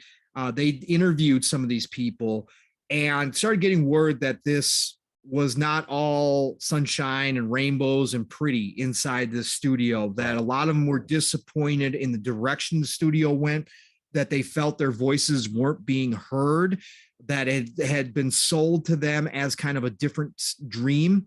That this was going to be a collaborative effort, that this studio was going to be able to be given as much time as necessary to work on these games. And it was going to be kind of really, really, I mean, we've heard Xbox's hands off, but this studio is going to be even outside of that. Like, this is just going to be, hey, this is like a community, a commune of all this talent. And we're just going to let you guys make what you make on your schedule, and you just guys do what you do. We're just going to give you money and you guys just do it. Right. And you make this game. Yeah. And that's not what it turned out to be. Right. When push came to shove, their game had to be made. And it sounds like that when that happened, Daryl Gallagher, as the head of the studio, kind of took control and kind of had to mute some of the voices in the studio to kind of get things together, to say, hey, we got to make a game here. This is all great and dandy, but we got to put this out. We got to get this to 100%. Going. And, there's been some word that Xbox internally was not necessarily happy with what was going on in there, that things weren't getting done at a pace that they were okay with. Jez came out, him and Miles did a show this week, and Jez had some more comments on it, saying that, again, paraphrasing, not using his exact quotes here, but what he stated is that was the big problem, was that it was not moving fast enough for the liking of Xbox. Changes had to be made. They brought in Crystal Dynamics. And when that happened, the people who were already starting to grumble kind of were like, we're out. Okay. This is not what we came here for. This is not the dream that we were sold. We're not going to do this. We again, plenty of opportunity these days. Look, you never want to lose talent. You never, ever want to lose talent. And these days, it's easier than ever to lose talent. If somebody's unhappy, there's 100 other places for them to go right now, because the gaming industry is so huge and on fire right now. They can make their choices, right? They can say, hey, I'm not happy here, and have an application out to 100 different places and probably have 90 offers, okay? And those offers are going to be big. So people will find other places to go very easily. But losing half of them, that's a huge loss. Now, do I think, is it doom and gloom? No, it's not doom and gloom, right? This is a reorganization. For me, I spoke about this on Boom Show a little bit earlier this week. This is a reorganization. This is to me, failed experiment where they tried to do this really cool concept. And then, like I said, when push came to shove and it was time to really get down and make a game, it just doesn't always work when you bring all that talent together. We look at that in sports. You can build a dream team of all this talent, but it doesn't necessarily work, right? We've seen failure after failure in sports world of them trying to do this. Lakers, number one this year for anybody who follows basketball. They tried to build a dream team. It ain't working, okay? Sometimes it doesn't happen, but I'm not doom and gloom for the studio overall. They brought in Crystal Dynamics with potentially, again, speculation town. Maybe Xbox buys Crystal Dynamics and absorbs them into the initiative, and that's what the initiative is going forward, because Daryl Gallagher used to lead that team over at Crystal Dynamics. He knows those people. They obviously brought them in for comfortability while they build Perfect Dark, right? That's what they're doing now. So I hate to see all these people go. Some of the brightest stars of this industry have left the initiative, but at the end of the day, I think the initiative is just fine. I think Perfect Dark is just fine. It's in good hands. I think we're going to get a great game. And if this game comes out and is great, we're not going to talk about this anymore, because it's not going to matter. Because at the end of the day, that's all that really matters, is what do we get as gamers. And if Perfect Dark is a cool ass game, hey, man, water underneath the bridge, right? Didn't get to keep those people. But Steel, for you, when you kind of heard this stuff going down, and I know you've been busy and doing all your things, but I'm sure you heard some of this stuff. When you hear a studio like this try to design this concept, right, of bringing all these geniuses in the industry together in one spot and trying to create something special out of it, right? And it just doesn't work. For you, what does that mean? Is Xbox, and do they have to look at, does Phil have to look at Matt Booty and say, hey, man, what are you doing? Because people like to bring up the past a lot, and people have brought up Xbox's past. And we know this is a different Xbox now. But there has been some questions previously about their managing of studios, and does their style work? Now, we've heard some success. We've heard some people come out and praise it. Obviously, Tim Schafer, I always go back to Double Fine, because Tim Schafer and his crew is one of the most creative out there groups of people that you could ever find in this industry, who do ideas that a lot of places would never green light. And yet they found a home in Xbox, and Tim Schafer has been nothing but praising Xbox for how they've handled their team. So when I see a group like that of eclectic people that thrive underneath Xbox, I scratch my head and say, okay, well, there's a perfect example of how this does work. But do you think Phil has to question Matt Booty and his managerial style? Do they have to look at how they are deciding to put something together like the initiative? Is there trouble in paradise, or is this just part of the industry and everything's going to be fine at the end of the day? What do you think, Steele? For me personally, I think everything's going to be fine at the end of the day. Again, I know there's a lot of different people who have said something similar to this, and I'm not going to sit here and say that, oh, I'm the originator of this idea. But I do think that people are on the right side of the fence for this thought process. And that thought process is, the initiative is exactly that. No puns intended. That's what they do. They're here to initiate a project and then move on from there. I don't think that them losing half the team is going to have that big of an impact on the game overall. Again, with Crystal Dynamics being rolled into this, I think that if anything, yes, we could say that this could be part of there's too many cooks in the kitchen. We could definitely say that. Again, that's happened time and time again. When you have so much talent, at some point, you can't have... There's something to say about there being too many artists and not enough canvas to paint, right? You don't have enough tools for everybody. You don't have enough space for everybody, and not all ideas work. But for me, I think the whole beginning of the initiative, the whole point of them is to literally set up the framework for whatever game that is going to be created. Again, a lot of people were also on the same lines. And the reason why I think that is because, like people have been saying, you don't take a team like Crystal Dynamics, who is not a support studio. They are a full force game studio. They make games. They're not here to say AAA games. They make AAA games. Tomb Raider, if you just in case you don't know. But they're not just one of those, you guys are available, let's get you guys the support and get you your help on this. No, I think the whole role of the initiative is to say, hey, we're working on Perfect Dark. Hey, Crystal Dynamics, come in so you can do the rest of the work after we get everything started, and then we'll move on from there. Again, a lot of the things we heard in the beginning is that the initiative wanted to stay nimble. They wanted to stay a smaller studio. So that tells me that they're not that type of, they're not going to be the main ones heading what, or not necessarily heading whatever project, but the main ones to take on all the development for whatever game that ends up getting put out. And I think that if you take that perspective and look at it more so like, hey, okay, well, if they're going to be the Einstein, if they're going to be the Picasso, if they're going to be the Michelangelo, whoever you want to use in that reference, and they're just going to have people, you're going to have your workers come in, and I say workers, quote unquote, because Crystal Dynamics isn't just some workers.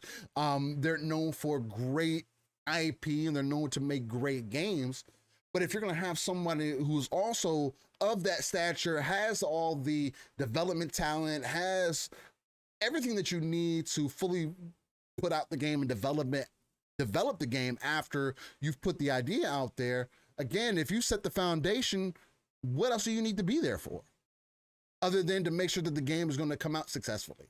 Now, I don't think that necessarily means that, oh, Matt Booty, we need to start coming from Matt Booty's head or whatever the case may be. I do feel like Matt Booty has a lot to look at and there's a lot going on. And I do think that Xbox is still, Microsoft, I should say, is still looking at ways to, what is going to be the best way for them to take full advantage of all the studios that they have now. Again, there's something to be said to go from 5 to 8 studios to 38. Again, you have more than 10 times what you've had before, right? You've multiplied it to a point to where it's going to take some time to really sit down and say, this is how we're going to do things moving forward. You got all these different opinions, you got all these people of different statures, and the industry is also in a place to where seemingly it's becoming difficult to find talent. One, because we're still in a global pandemic situation, so everything is not shoulder to shoulder still. So there's a lot of remote work still being done. A lot of things are being given out to other support studios and things of that nature. And we may be just coming into an age to where things can be done a little bit differently. So this could be one of those scenarios. I think it's still way too early to say, oh, doom and gloom, it's Perfect Dark's in a bad situation and it's going to be trash. No, I don't think that's that. I'm really just looking at it more so on the surface. Again, it could just be me kind of being glass half empty kind of guy and say, hey, well, it is what it is. Once we get more news from it, we'll see what happens. It's kind of like the whole Starfield thing, right? People are up in arms like, oh, we haven't seen any real gameplay yet. Oh my God. Not knowing that this is Bethesda's MO, right? 6 months out, we release gameplay, and then 6 months later, the game comes out. But seemingly people have forgotten about that, or that's not good enough for people because we live in a different era. And honestly, it's not that, it's different, but it's not different enough to the point to where people who have been doing things successfully need to change anything. And that might be the same case as it was for the initiative or Crystal Dynamics. Again, they were just under Square Enix, who was just telling them that their games weren't good enough, or who forced them. Again, we can't forget this. Square Enix forced Crystal Dynamics to put out a game in Avengers that was forced to be a, what's a good way to put it, Pong? It was forced to be a games as a service. Yeah, it didn't need to be. Obviously, if you've actually played the Avengers, you can see that the game didn't need to be a games as a service. No, that's not Crystal Dynamics' forte either. That's not their. That's outside their wheelhouse. They're not used to making those type of games. If you just play the story, it's a good game. It really is, and it can't be denied that it's a good game. Now, if they would have took that and incorporated all the other character story into that and let it be just that single player kind of game, I think the game would have done just fine, because you could have kind of expanded it out from there. But if you don't have enough expertise in games as a service, or weren't given enough time, because honestly, I think that's more so what it is than anything else. They weren't given enough time, essentially. I mean, you see the same thing with Spider-Man. I mean, we made such a big deal about Spider-Man being constantly exclusive to PlayStation for Avengers. And the DLC character for Spider-Man wasn't great. It was half-assed. It was half done, half-baked. Doesn't look good. Looks like some BS. Even Fortnite has a better version of Spider-Man than an Avengers game does. And I feel like that speaks volumes more than anything else should at this point, right? So there's something bigger happening here. Again, you don't get development houses like Crystal Dynamics CD to just come out of nowhere and just start working on the game. There's a bigger picture happening there. There's just, you don't just get rented out. Like, that doesn't just happen, especially when you were just under Square Enix, you just put out Avengers, and now you're being told, no, well, now you got hands-on on Perfect Dark. What's really going on in the back end? Is there some real shopping around being done, or is there a bigger picture happening? Which is why I think the half of it says here, from what I'm seeing, as much as half of the core development team known to be working on the upcoming Perfect Dark reboot quit the company during last year, around 36 people. Analysis of employee LinkedIn profiles have revealed. I think that, yes, there could be a lot of, we wanted to take the game this way, but I think it's more so that Derek Gallagher came in and said, look, man, this is my vision of the game. This is what I'm trying to create. Y'all can stay part of the project or not. This is not what I'm here for. I can get more creative visionaries to move on with whatever project. You don't have to agree with me on this project, but this is the vision that I have. And Crystal D, they have plenty, like those 36 people, I can pretty much say that Crystal Dynamics probably can make up for on the back end with no problem. Again, this game isn't yet to be released. I don't think it's going to come out until 2024. Right. And I think the vision for the game is there. But I think that was probably part of the issue that, hey, he put his foot down and said, look, man, no, this is what I want to do. You either ride or you don't. And people who didn't want to ride jumped off ship. And they're going to continue with the vision as seen, and they're going to move forward from there. I don't think it's doom and gloom. I don't think it's anything to be worried about or anything like that. But that's just me. Just to piggyback off what you just said about Daryl Gallagher, I think that's where the buck stops, is at Daryl Gallagher. Because if he sold this dream as something different, and then he got in, like I said, again, I don't fault the idea behind the initiative. And again, we won't know for sure. We're going to hear, it's all going to be secondhand. It's all, there's two sides to every story all the time. And we'll never know. We never know in these situations exactly what happened.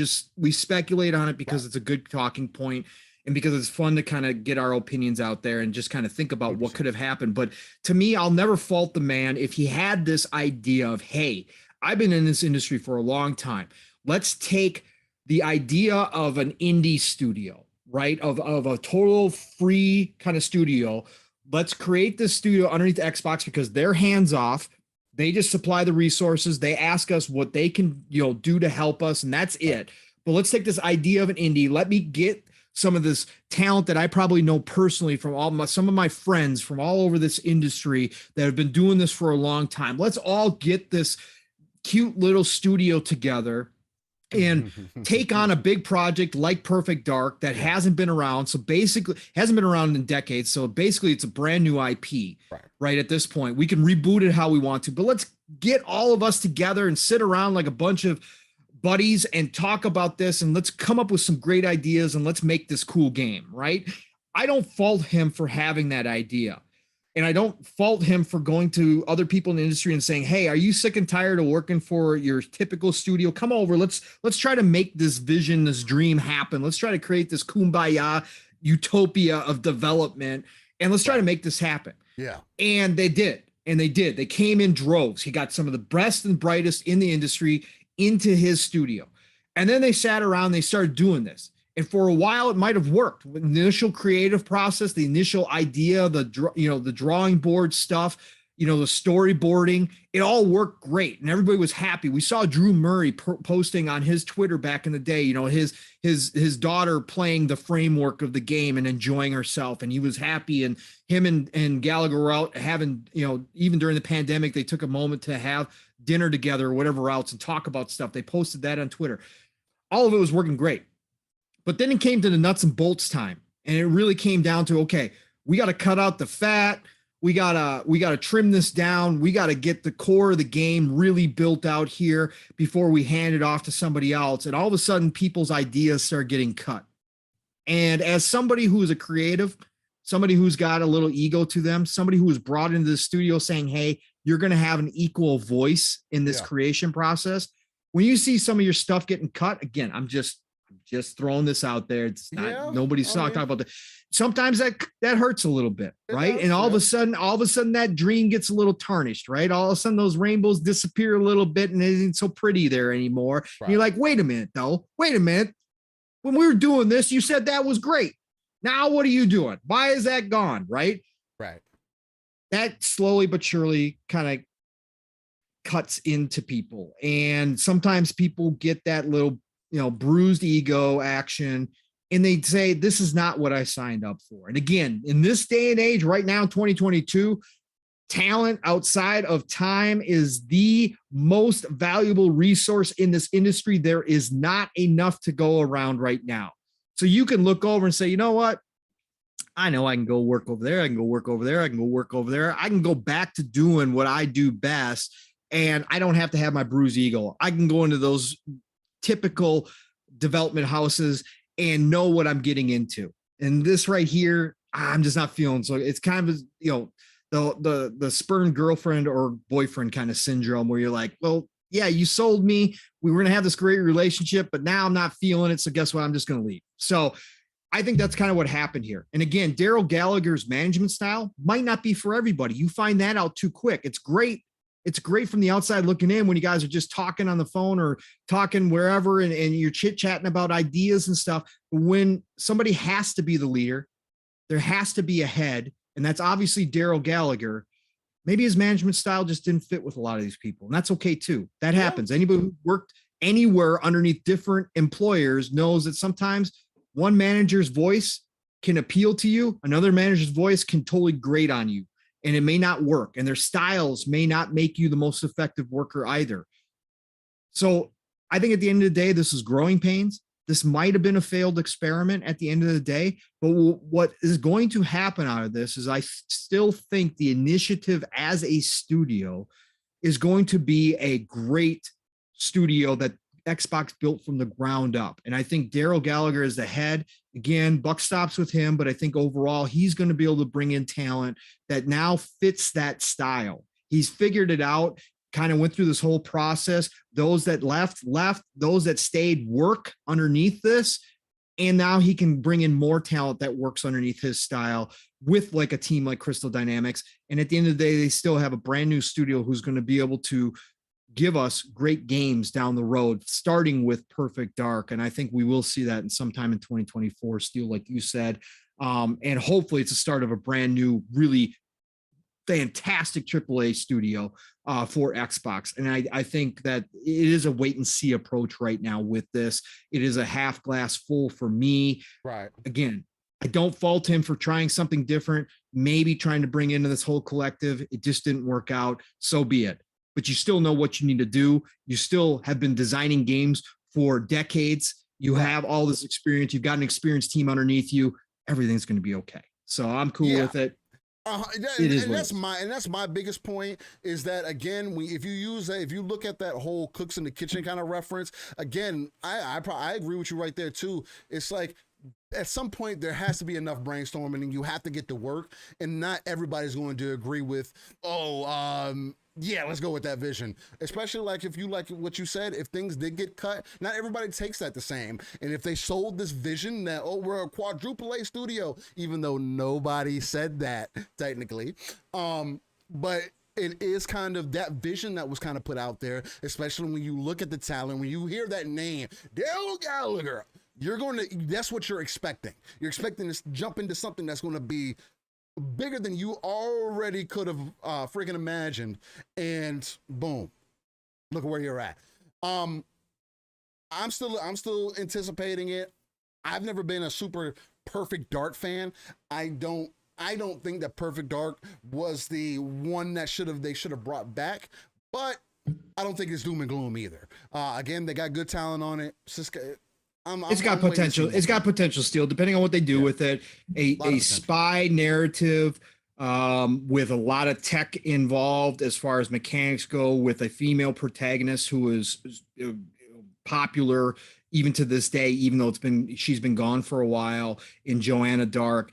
Look, it's got potential. It may not have been your choice, but it does have the potential because it can fill a role that we don't get a lot of, which is the spy kind of era, especially since Splinter Cell's been gone forever.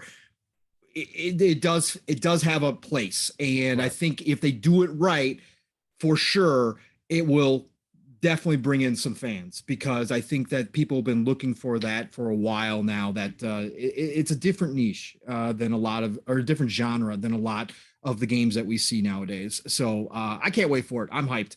And I look forward to seeing it in action for sure whenever they get a chance to show it off. So, but yeah, 100%. Good talk, Steel. Good. I'm glad I got your opinions on that. I want to hear your take on it. Yeah, hopefully very that makes good sense. thoughts, sir. Hopefully that stuff made sense, man. Yeah, for sure. Yeah, for sure. Let's see where we want to take it from here. I mean, we could definitely get into some smoke. You didn't come in with any of what you learned from the community this week, so I'm kind of interested about that. But I mean, do you have anything that you've learned from the community this week thus far? Oh my God. Look, Steel, it's 2 weeks. Like, there's been so much out there. I'm trying to think what has been the biggest, what I learned from the community this week. Look, when it comes down to Gran Turismo 7, look, what I learned this week is that yet again, it is acceptable for Sony to cross the line in so many different ways, whether it's from communications when your brand new shiny game is not working, servers are down, DRM is in effect, which was, oh my God, the Antichrist to everybody when it came to Xbox. But now it's okay, and everybody should just chill out and relax, to $40 microtransactions for a single card being, oh, it's just optional. Yeah, that's what we've been telling you guys forever. It's just optional. But when you guys see it in Forza Horizon and it's nowhere near $40 a car, it's the end of the world. Oh my God, Microsoft is turning every game into games as a service. Well, guess what? Now you got your own games as a service when it comes to Gran Turismo 7. And you guys are still out here trying to defend it instead of calling it what it is. Again, I don't care. I like games as a service. In fact, I don't give a shit. Okay. But call it what it is. You now have your first games as a service. When Jim was talking about those 10 games as a service coming, guess what? I'm sure you weren't thinking that Gran Turismo was going to be your first one, but in reality, this is your first one. Across like one. And this is your first taste of it. And Sony is testing the waters. And guess what? For a lot of you, you're failing. Okay. You're failing if you don't want these types of microtransactions in your games. As much as you talked about it on the Xbox side of things, oh, Sony does it right. Sony, the third person narrative driven over the shoulder action venture game, that's where it's at. I'm willing to spend $70 on those games because they're quality. Because that's what we get over here. You guys get garbage over on the Xbox side. Well, guess what? Guess what? Gran Turismo costs you $70 and they're still trying to charge you $40 for a car, no matter how you want to cut the cheese. Okay, no matter how you want to slice this, you guys can talk about, well, that's only if you buy all the credits for that car. I've heard that's just taking that's only if you really spend all that real world money, but you can still earn them. You can still do all this. Yeah, that's right. You could do that in other games too as well, but you guys still talk down to those games and try to bash those games for the same exact thing. But those games aren't charging $40 real world money for a car. One car, a car that's not even available all the time to you. You have to wait for a certain window of time, and it's not days, it's not weeks, it's not a season in which that car is available. Mm-hmm. They only make it available for a certain allotment of hours within certain shops within the game to create that FOMO, that, ooh, that's my car that I wanted. Ooh, I've only got 4 hours to buy it. Oh, look, I don't have enough in-game credits right now to buy it. I know for a fact that Polyphony has made it so hard to earn credits. There's no way I'm going to be able to grind this out in the next 4 hours. I don't want to miss out having this car because I don't know when it's coming back again. I better go spend my money and buy this car. All these little things that they've put in this game, on top of Polyphony coming out after a near 30-hour outage in which you could only play one track, a handful of cars, and only a couple of modes, not saying a word, and then coming out and saying what they said, which we can get into, Steel. Unacceptable, and yet I still see this community defending it, still calling it one of the best car games ever made, one of the best racing games ever made out here. It's not. And look, like I said, Gran Turismo would be a game that if I get a PlayStation 5, I would buy because I'm interested in it. Despite all these issues, I'm interested in it. I know you're not, Steel, but I'm interested in it just because I do like the style.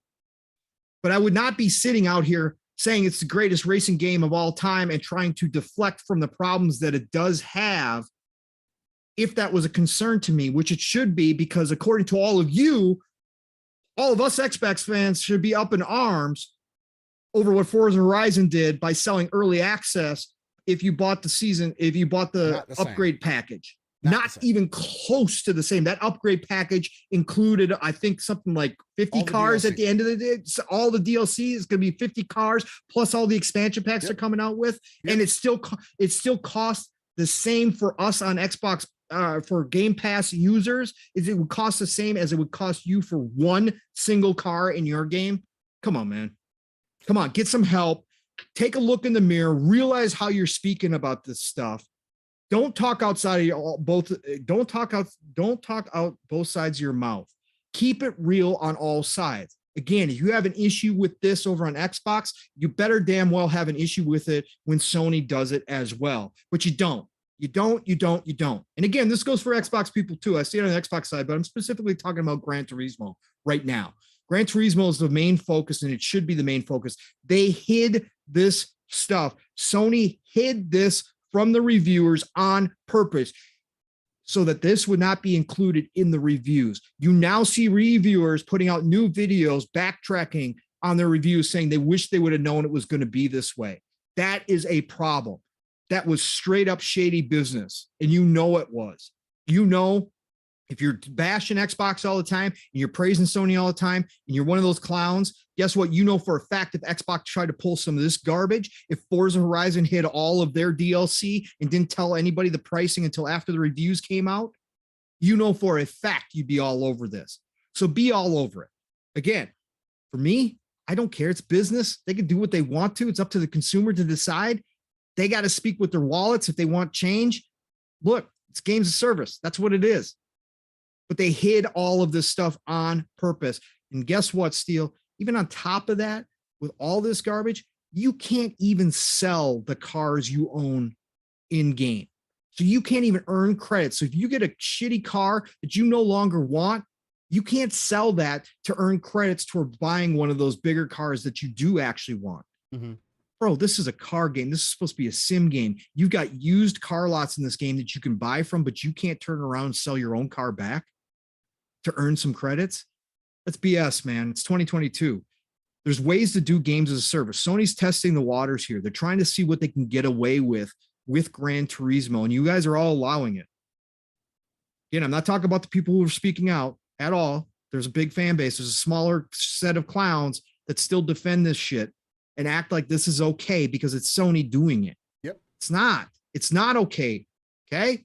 Guys, get some help. Go take a look at yourselves. That's what I learned. That's the biggest thing I learned this week. There's still people out here that can't look at a game like Gran Turismo and be honest about what this game is trying to do. Again, I have zero problems with it. It's a business decision. They can do what they want to do. It's up to the consumer to make the choice to spend money or not to spend money to support a game like this or not to support a game. This community is always one-sided when it comes to this shit.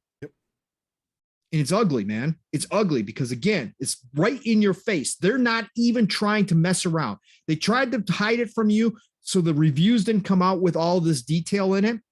That was hidden. That's not anybody's problem but Sony. Sony did that on purpose. Yep. I don't blame anybody for not knowing they were going to take $5 cars and start charging $40 for it. But what I do blame is now that it's out there and they're slapping you in the face with it, you guys don't say anything. You guys, in fact, defend it and say, oh, no, that's not really what it is. Oh, you can still earn it all. You just got to play the game. Yeah, you got to play the game 20 times more than you have to play Forza in order to earn a car, at least. And when people did complain about it, because there have been some vocal people, Sony took this time with this down server time to make the grind even worse. They didn't fix it. They didn't go back on it and say, you know what, we've heard the complaints. You know what, we're going to make it a little bit easier to earn some credits. No, Polyphony went back and actually made it even harder to earn credits. They doubled down. Look, that's wrong. That's wrong. In this day and age, that's wrong. We'll get into the quotes here, Steel. I want your thoughts on this as well, but we can get into the quotes direct from Polyphony and how they phrase this. Push Square, who is a PlayStation-centric site, who that's all they do. They rarely criticize Sony in their articles. They even had some harsh words for the response from Polyphony. Not good, man. Not good. And like I said, in this community, that's what I learned this week, man. Just doesn't make any sense. Just doesn't make any sense, brother. Well, I'm gonna start off with this because I have a lot to say on this topic. And it can go several different ways. So I'm gonna start off with this because I do want to start off with some of the quotes. Mind you, again, the game was down for 30 hours without them saying a single thing for 30 hours. And Yamauchi does apologize, and sorry if I'm saying his name wrong, but he does end up apologizing for the delay and saying anything or whatever the case. But, all right. So apparently what ended up happening with this whole GT7 situation, though, for those who may be newer, for the audio listeners, for those who may not be involved, series creator of GT overall, Gran Turismo, series creator Kazunori Yamauchi has also commented on the outage. Immediately before the release of the 1.07 update, we discovered an issue where the game would not start properly in some cases on product versions for the PS5 and PS4. This was a rare issue that was not seen during the tests on the development hardware or the QA sessions prior to the release. But in order to prioritize the safety of the save data of the users, we decided to interrupt the release of the 1.07 update and to make a 1.08 correctional update. This is the reason for the delay. My sincere apologies for the late report to everyone. My thing is, if this is what was happening, why did you not say this when the servers went down? Steel, it's 2022. Steel, it's 2022. Games as a service has been around for a long time. What happens nowadays when any game that's online has to be taken down? The developers say something immediately on social media. They give you a time frame. They say, hey, we got a problem. We're going to take down the servers, maintenance. This is the time frame you can expect. And if you're not going to be back up before that time, the developer is back on social media going, hey, sorry, again, apologize, bigger problem. We're going to have to extend maintenance out. That is normal, everyday practice and has been for about the past 5-10 years since Games as a Service started. This is not something that Polyphony can fall back on. Well, we didn't really know. No. That's bull. If you guys are going to do this type of game, you got to prepare for this. And again, this was an unexpected problem. Totally get it. Didn't show up. Fine. But you need to speak to your fans who spent their hard-earned money on this game. And I'll just add this before I let you continue. Sorry to take over. Again, 2022 Games as a Service, when something like this happens, you make it up to your customers who are patiently waiting for the servers to come back to be able to play the game they paid for. You give them credits, you give them a car, whatever the deal is. That is standard operating procedure for this type of game nowadays. And again, his words, as Steel will continue here, complete opposite of what should be happening. Complete opposite. And I honestly think, because Polyphony is a mainstay Sony studio, they are, if anybody represents Sony, it's going to be Polyphony the most, because they're going to be the most organic, quote unquote, to what Sony believes in. And if they're having this issue, that again, I think that this speaks to a much bigger picture and why I believe, which I'm going to also get into because there's going to be some smoke in here, why I believe that Sony is much more behind the ball as far as a services side of anything than people believe. But it goes on to say, Yamauchi had the following to say: in Gran Turismo 7, I like to have users enjoy lots of cars and races, even without microtransactions. Okay, fair. At the same time, the pricing of cars is an important element that conveys their value and rarity. So I do think it's important for it to be linked with the real world prices. I want to make Gran Turismo 7 a game in which you can enjoy a variety of cars a lots of different ways. And if possible, like to try to avoid a situation where a player must mechanically keep replaying certain events over and over again. I don't believe that that's the case. I think that's pretty much the complete opposite of what's currently going on, but hey, neither here or there. He continued, we will in time let you know the update plans for additional content, additional race events, and additional features that will constructively resolve this. It pains me that I can't explain the details regarding this at the moment, but we plan on continuing to revise Gran Turismo 7 so that as many players as possible can enjoy the game. We would really appreciate if everyone could watch over the growth of Gran Turismo 7 from a somewhat longer term point of view. Now, Push Square goes on to say, frankly, it's a terrible statement. It's such as a shame to see a release so warmly received fall into the obvious traps just 2 weeks removed from its release. Gran Turismo 7 is a fantastic racing game. I don't agree with some of the best content in the series' illustrious history, but acting like adjustments to the in-game economy are intended to convey the value and rarity of real cars is a ridiculous statement. Sadly, mere days after launching a critically acclaimed game, Polyphony Digital will now have to work harder in order to save face and restore the release's reputation. Critically acclaimed with an asterisk at this point, because that would not have gotten as much critical acclaim as it did with those transactions being How many sales has Gran Turismo had thus far? I don't know. They haven't announced. I don't think they've announced yet. Okay. So I'm gonna start off with a little bit of smoke, and I'm gonna kind of go in a couple different directions here. So to start off with, I will be the first one to tell you. I'll be the first one to sit here and say, Gran Turismo 7 does not look that great. It doesn't. Sure, you can point out certain moments. You can tell me replays. You can tell me it does not look good. Period. Now, I'm not a first-person cop view player.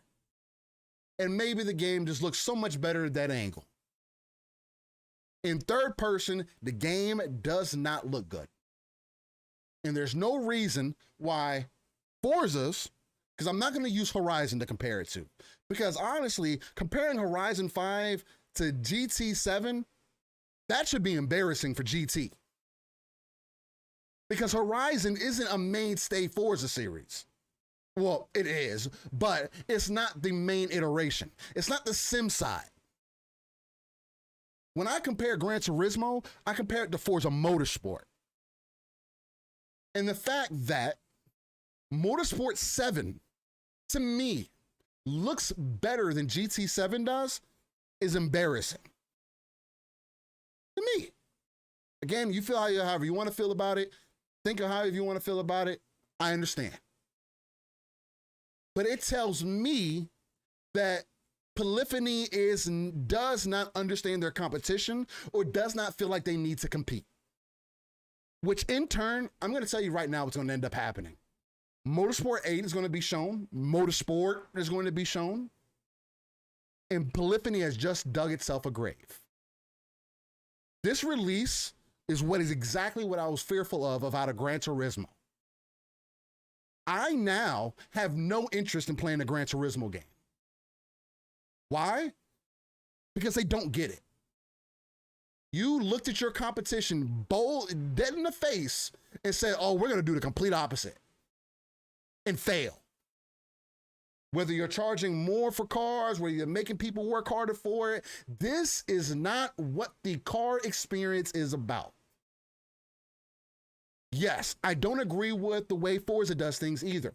Just throwing cars at you. I don't like that because it does make it pointless after a certain amount of time where you get towards the end game and everybody has the same cars. Or I do wish that Forza was able to, because I'm not going to take my foot off the neck of Forza either, because for Forza, there is things that they can establish as far as making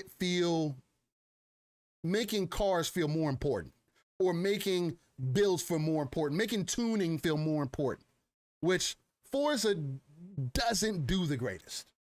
Though, because of the overall experience, and because you can limit cars down to certain classes and everything else, and it makes it the overall experience for Forza is just so much more expansive and so much more welcoming than what I have experienced out of Gran Turismo. Now, again, I haven't played Gran Turismo in a long time. I can also be honest and say that I can be a little bit more biased towards motorsport because, well, that I am a little bit more biased towards motorsport because of what I have gotten out of motorsport. I do feel like motorsport is the true sim racing experience. Out of everything that I've seen out of Turn 10 versus Polyphony tells me that Turn 10 takes the genre more seriously. To me. Again, when you hear the 10 points of traction and aerodynamics and everything else that Turn 10 is looking at, along with now reinvigorating their engine, which is why the next motorsport hasn't come out yet, I do believe speaks to a bigger picture. With everything that has been said here, it's not just about the microtransactions. Yes, this is egregious from Polyphony. Again, to turn things that were easier, that were simpler before and make them more complicated, or charge more for cars that were less expensive before, that is egregious. But honestly, that's just one facet. The other side of it to it is, from what I have personally seen, is that the game just isn't that great. Again, if you're going for that true car experience, you're building up your cars, you're earning your licenses, and you're souping them up. Everything that I've heard, again, shout out to Fuzzy Belvedere, because he is one of the ones that I do essentially, I take his opinion and I take his thoughts to heart, because I know that he comes from a very valid place. He plays these games. He's had time in Gran Turismo, and when I hear things like, "Oh, it takes time to get these upgrades," or if you're going to get these upgrades, you got to make sacrifices. You got to do these things. And yes, those things have existed in previous titles, but the way that it's been explained to me, at least, is that it makes it so, because maybe there isn't enough content, or maybe the pricing structure isn't right of how they're giving people credits for whatever races. One of the things that I heard before was, it seems like they're making it harder for you to grind. And grinding is part of gaming. Like kind of what we talked about with Elden Ring. I was telling Pong in the background. He was like, "Oh man, how do you feel about these grind spots? You think they're going to take them out?" No, for what? Because as the game progresses, it's going to be, you can't go to that same grind spot throughout that whole game and think it's going to be beneficial to you. At some point, you're going to have to move on, because you're not going to. There's a point of return. It's going to diminish at some point. And it's the same thing for this, though I feel like that comes a lot quicker and is extremely unfortunate.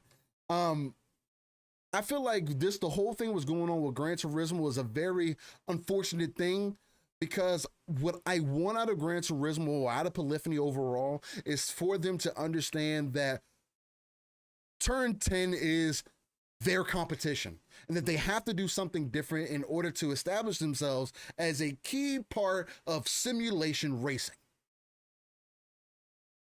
And I do not think that they got that.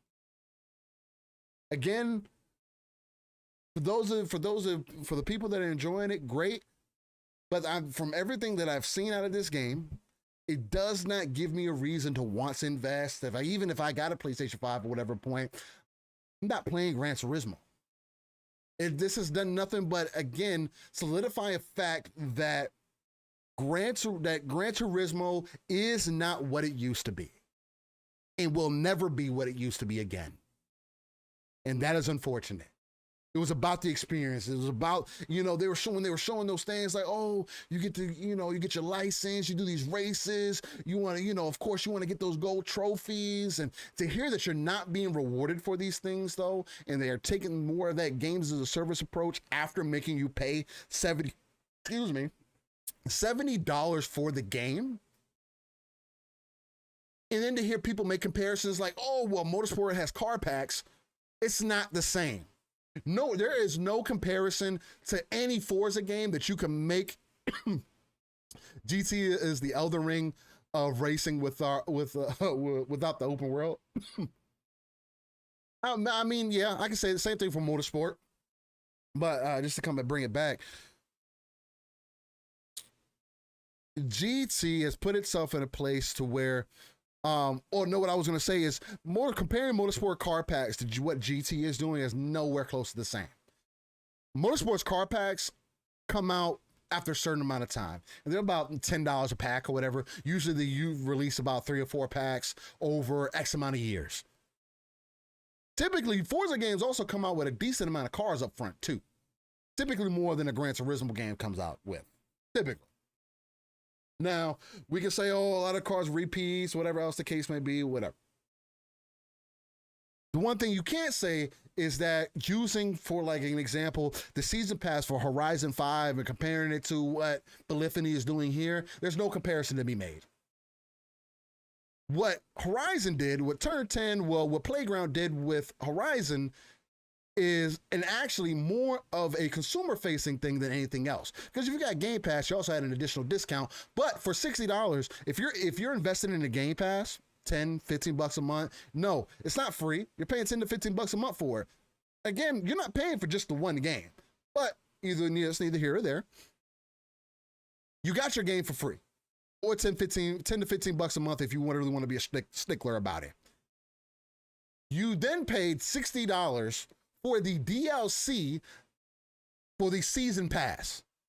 Mind you, the season pass includes all DLC, all car packs, and everything else that's going to come out with the game until the next game comes out. Horizons typically get supported for 2 to 3 years. That's a deal. I think that's a pretty good deal. That's a steal, especially if you're getting it through Game Pass. Now, if you paid up front, paid $120 for it, great. Still think that's a steal. Versus what you're if you're looking on the other side of the fence, where it's much more aggressive and egregious as far as how you earn cars, how you become more competitive, and as far as just enticing you to be interested in the game. There's no comparison that could be made there. That's completely different. You can buy cars here. You're buying cars here, and Forza makes you buy cars too. No, Forza also gives you everything up front. Forza also gives you a lot of credits too, which is something that I do feel like they should be more aggressive with. Forza is a game that I do feel like, hey, maybe y'all should be a little bit less giving with this money. Make it a little bit less, give me a little bit more competition, at least for me personally, because they do throw it at you. There's never been a time in Forza where I've sat there and been like, man, I don't have enough money to upgrade my car today. Oh man, it's going to cost me 30 grand to do my suspension. I just won 30 grand. I had to do 6 races to get 30 grand. It's not the same. No, the Forza experience overall, and why I think it has been more of an attractive experience, is because of them doing that, just kind of giving you a lot of things up front. There's one thing that I do want Forza to take from GT is that whole class system. Make that whole car experience a little bit more meaningful. Let me start off with the slower cars, with the beat up cars in the beginning before I get my supercars. Not 5 races later. Oh, now I got a McLaren. No, let me struggle for the first 30 hours. Dealing with a Honda Civic, a Subaru. Like, let me go from a Honda to a Subi. Let me go from a Subi to an Acura NSX. You know what I'm saying? Like, give me things like that where the progression seems a little bit more meaningful. Kind of like what GT has historically done, which is what I liked about GT, is part of what I was hoping for out of this GT, is that they would get back to those roots. Hey, here's a car, upgrade it. Hey, if something happens to it, you have to replace the motor. Hey, if down the road, look, if you don't like this car anymore, sell it, get rid of it, get a different car, sell it towards your new car. Hey, you're tired of that beat up, that 97 Honda Civic hatchback, go get a 2007 Volkswagen Golf now, and then use your credits to kind of trade towards that. Oh, here's some parts, kind of, swap in and out, just to kind of give it more of a more versatility. And they did some of that, right? They did some of that. Yes, they did. At the same time, they did. But at the same time, they've also made it more difficult. They've also made it more grindy, I guess we should put it, for lack of a better way to put it. But again, this is just me looking from the outside looking in, and me taking it from the different perspectives of the people who are playing these games. Again, from everything that I've seen, no, this isn't a reason to why I wasn't going to invest, but it is something else to be looked at. Again, I'm not a GT fan. I'm not anymore. I have more, especially from everything that I've seen out of this game. They have not done enough of showing me enough to get me to think that they take, now again, I'm not a game dev, but that they take sim racing as serious as Turn 10 does. And I think they do. They just come at it from a different angle. Right? They have a different view. They have an old school view. But at the same time, like, you can't look at the game and compare it. When you compare it to your competition, what are you doing? What are you looking at?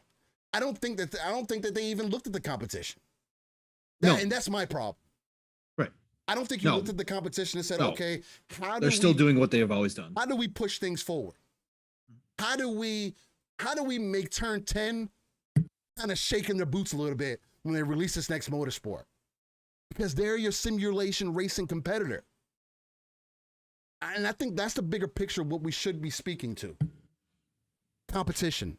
What is this speaking to for competition? And I think motorsport is going to end up blowing these guys out of the water. I think this is going to start the rapid decline of polyphony. And I think that's unfortunate, at least for me. So. Well, they got to change, right? Still, they got to decide what they're going to do going forward and what their future is. But again, to focus on Yamauchi's, quotes, the one that totally just blew me out of the water, because again, for the people out there who don't want to think of this as a games as a service game and the future, how Sony's looking at this, all you have to do is listen to his quote, that second one. We will in time let you know the update plans for additional content, additional race events, and additional features that will constructively resolve this. It pains me that I can't explain the details regarding this at this moment, but we plan on continuing to revise Gran Turismo 7 so that as many players as possible can enjoy the game. We would really appreciate it if everyone could watch over the growth of Gran Turismo 7 from a somewhat longer term point of view. That's the definition of a games as a service. That is saying flat to your face, our game is not complete. It's going to continue to evolve and look for the future. That is a games as a service. That's what they are created here. Again, whether it is a byproduct of what Fuzzy has talked about, again, Fuzzy Belvedere, shout out to the brother. The guy is a racing game fanatic. He puts the time and effort into these games. He breaks them down to the nuts and bolts, pun intended. This guy is incredible when it comes to car games. He said himself that this game feels like Sony looked at Polyphony and said, you guys are out of time. We're pushing this out the door, so wrap it up. As we all know, Polyphony has a history of taking extremely long time with their games. Gran Turismo Sport took an extremely long time to come out, and it still felt like a partial game. Gran Turismo 7, from all the things I'm seeing, all the people talking about it, seems like a more complete game. But when Sony turned to them and said, push it out the door, I think in the backs of their minds, Sony and Polyphony kind of came to the agreement, hey, guess what? Games as a service are all the rage these days. It's no big deal. Get your game out the door. You can continue to work on it. You can continue to refine it, add things. No problem. That's what people come to expect. So they did. And that's where we're at now. It's a game that is not finished. That is something that is going to continue to change as it goes forward. The problem being is the initial changes they've already decided to do were actually the opposite of what they should be doing. Because if you're going to do a games as a service deal, the other thing that we all know, if you're going to do this type of game, you got to listen to your community. Your community should be driving the game, not you driving the community. The community is driving you. We've seen this with Sea of Thieves and the turnaround they had. We've seen this in Grounded now as well, out of Oblivion. Or, excuse me, God, Obsidian. Oblivion, Jesus, God, I got Elder Scrolls on my mind. Out of Obsidian. That's how you drive the game forward. We've seen this in Fortnite, Apex Legends. The list goes on and on. If you're going to have a game that evolves over time, it is the community that should be driving your decisions, because those are the people that are going to be sticking around and supporting your game. And when you make good decisions based upon community feedback, guess what? Those people in turn are more willing to spend money towards your game in the future, because not only did you ask these people, which is abnormal for a games as a service, for an upfront $70, but you have outrageous expectations for them to pay in-game money. Yes, you can still earn it all. Yes, that is all true. But if you're going to make your game so grindy that it is more likely that people are going to spend real-world money, well, guess what? That is the definition of a games as a service. However, you've asked them for $70 up front. You should be more giving in this sense back to the community. You should make it less grindy overall than even some other games as a service. And you should make it beneficial for those people, those fans that are supporting you, so that they want to stick around and continue while you upgrade your game, while you add content. Because otherwise, if this was any other place where you had other options to go play games on, which Sony, again, due to their own creation, doesn't have a lot of games like this available to them, a lot of people would turn away and leave. And maybe Sony's counting on the fact that, hey, no matter what we do, our fans are going to stick around. And as I said in the beginning of this rant, a lot of the community is showing Sony is right. Fans will stick around and put up with whatever just because it's Sony. And again, until that changes, just like Nintendo, it will be business as usual. And going forward, my God, games coming out that they're going to treat this way, whether it be The Last of Us, whether whatever Factions comes out, get ready. Get ready, Steel. I know you're looking forward to Factions. Get ready for some nice microtransactions in there, man. Oh, I mean, I'm definitely anticipating that. Another thing too, it's just, it's so fucking stupid, man. Like, I don't get it. I mean, again, if you like Gran Turismo, shout out to you, man. I don't think it's worth it. Again, people ask all the time, oh, graphics matter, details matter, oh, 4K matters, oh, these things matter. No, they don't. You're playing Gran Turismo. Don't argue with me about any of that stuff. You're playing Gran Turismo and you're enjoying it. Don't argue with me about any of that stuff anymore. Don't. Because there's no way that you're looking at GT, you're trying to compare it to Forza, and you're making accurate comparisons. No way. It is beyond me. But it's the single reason why I am now more hyped for motorsport, to see what's going to happen, to see this new engine at work, and to see Turn 10 again put their only competition, only, mind you, there is no other sim racer that is competing, unless you want to throw up or Settle Corsa, but even that's niche. That competes the way GT and Forza compete with each other. Yep. Hey, congratulations to you, Polyphony. You have killed your game. Read my words. Hear my words. Heed my words.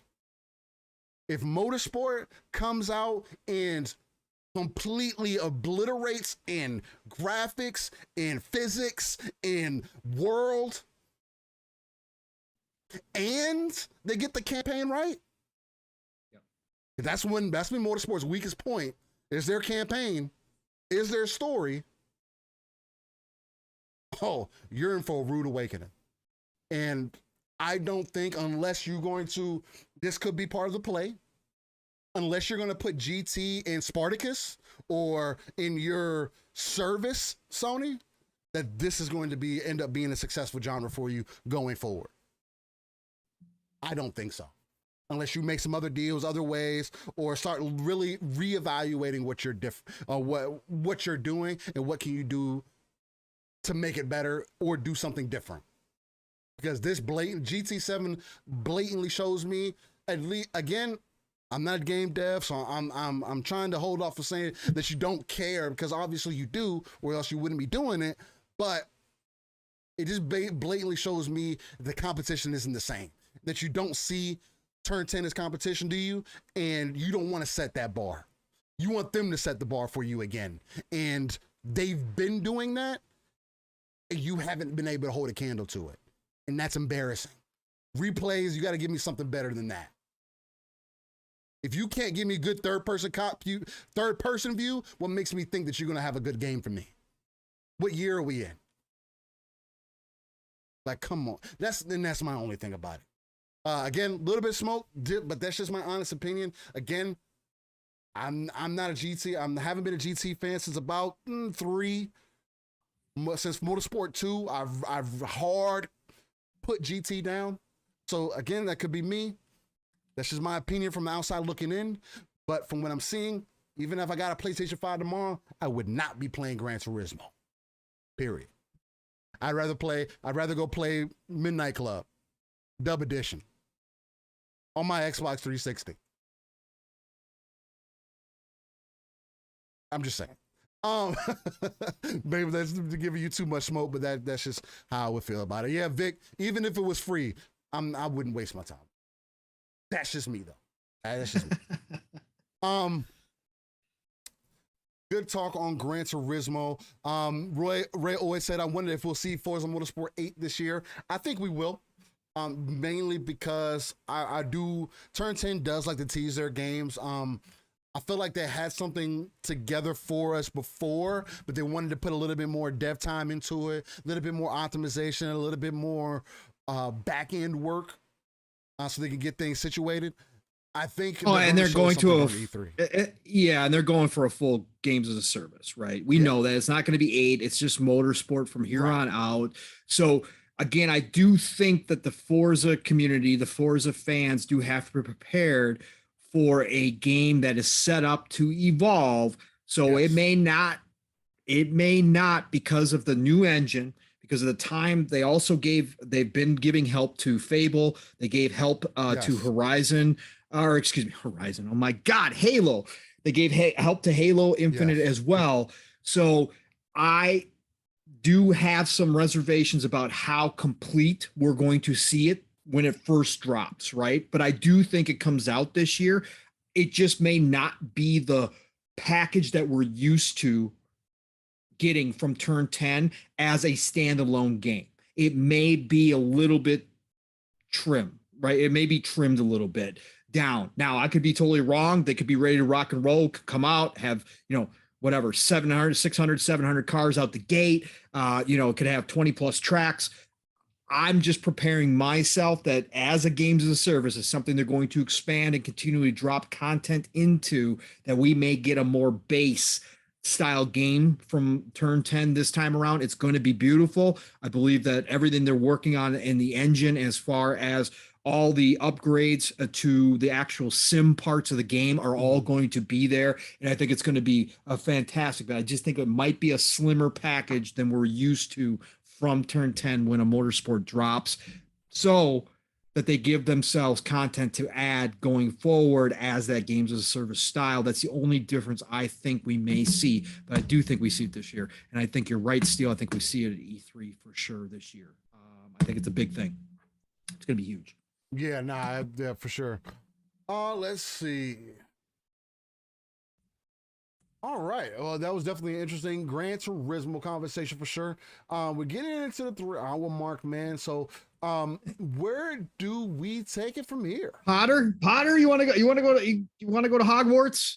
Want to talk about it? I think we should. Okay. There's a lot of up and down about Hogwarts Legacy. Again, a lot of it is based off of J.K. Rowling and how her comments to some of the things that she said about the trans community and things like that. I'll be honest, JK isn't the greatest or whatever the case may be, but everybody's entitled to their own opinion, right? Everybody can feel how they want to feel. I'm not going to say that all the things that she said were the greatest things to say, or she said the right things, or whatever the case might be. I'm also not super informed, but I do about what she did specifically. But I do know that she herself does not have any direct involvement with Hogwarts Legacy. Yes, it is based off the books she wrote, and it is based off the story. So I understand that, but even the story in this game takes place before what she wrote. So yes, they are going to use some of those principles and everything based off of her books, some of the lore and everything else, but she has no direct involvement. And I've seen a lot of people start bringing her up as part of Hogwarts Legacy because it's kind of hard not to, because she is the creator of this world, right? But I do think it's kind of unfair to include her in the conversation where she has no direct involvement, regardless of how you feel about her or not. So for me, I am looking at Hogwarts Legacy in a bubble. As a game that was created based off of this idea, based off of this story. Like the same thing I do with the Lord of the Rings games, right? I don't take them exactly word for word. Oh, they need to follow the books and everything else. But even though they have done those things well, I'm looking at Hogwarts Legacy in its own little bubble, whatever the case might be. State of Play, Sony State of Play demonstrated Hogwarts Legacy, and they did about a 15-minute gameplay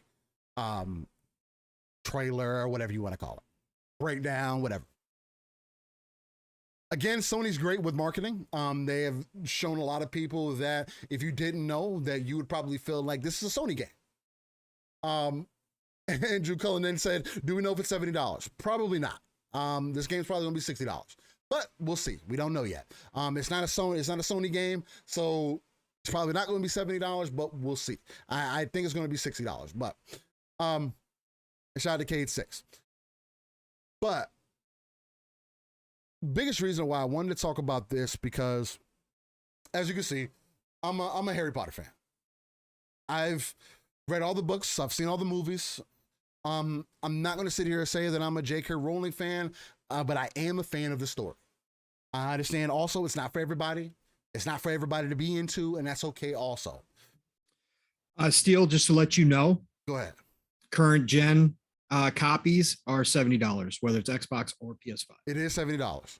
It's up for pre-order. Amazon has them at $70.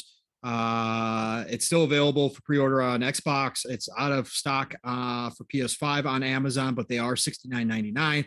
Best Buy is giving away a $10 gift card if you purchase it there for the PS5.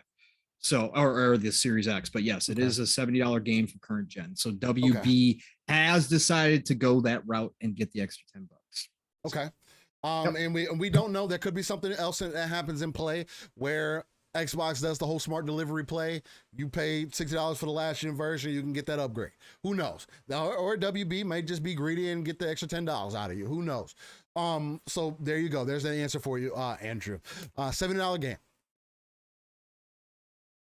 But Hogwarts Legacy, again, as a Harry Potter fan, has me excited, although I was anticipating it being more of an online game.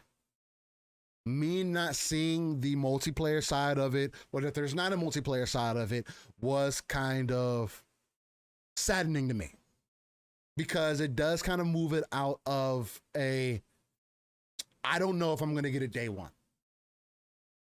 I don't know. I might. Again, depending on what's out, and depending on when it's released. If Gotham Knights comes out around the same time, which would be kind of crazy to think if WB really did that. But if it comes out and that's a good game, I might be too involved in Gotham Knights to want to jump into this. But again, with it being a single player game, it does kind of hold some credence, because I could just jump into it at any point in time. It's exciting to me because I get to see something that I kind of grew up off of come to life. And to hear that it doesn't directly deal with the stories that I'm familiar with and everything is another exciting part, because I feel like not only are you bringing the world to life, but you're also telling a completely different story.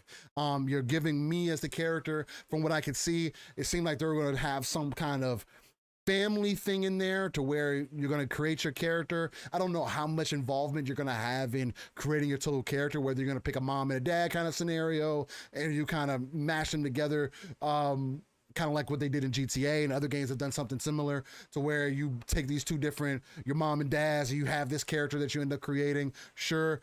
That's going to be interesting. The other thing that was also interesting to see was that it's coming to Switch. That was kind of crazy. So it's kind of like, what are we really getting out of this game? But the other thing that excited me too was that there was going to be some open world aspects to this game, to where it's not just a linear game. Now, we could be proven wrong. Those open world aspects could be just, hey, you're flying to here and there. They could just be trying to sell their game. Again, open world games do tend to attract a different audience. So, but from the spells, from the graphics, from the world building to the combat that I saw, the main thing to me is that it did come across a bit stiff. And again, since you're using magic, I try to say, it's a little bit more realistic, that you can't just use magic and roll around all over the place and use some more magic. I do feel like Elden Ring does kind of do that, kind of blends that together pretty well, to where your casting time mixed in with your actual dodge mechanics kind of working, as long as you're not like casting abilities in the monster's face or in the enemy's face. Of course, that I think it's probably going to work along the same lines as that. As long as you got the timing down, I think you're going to be perfectly fine. But that was a little bit, for a lack of a better way to put it,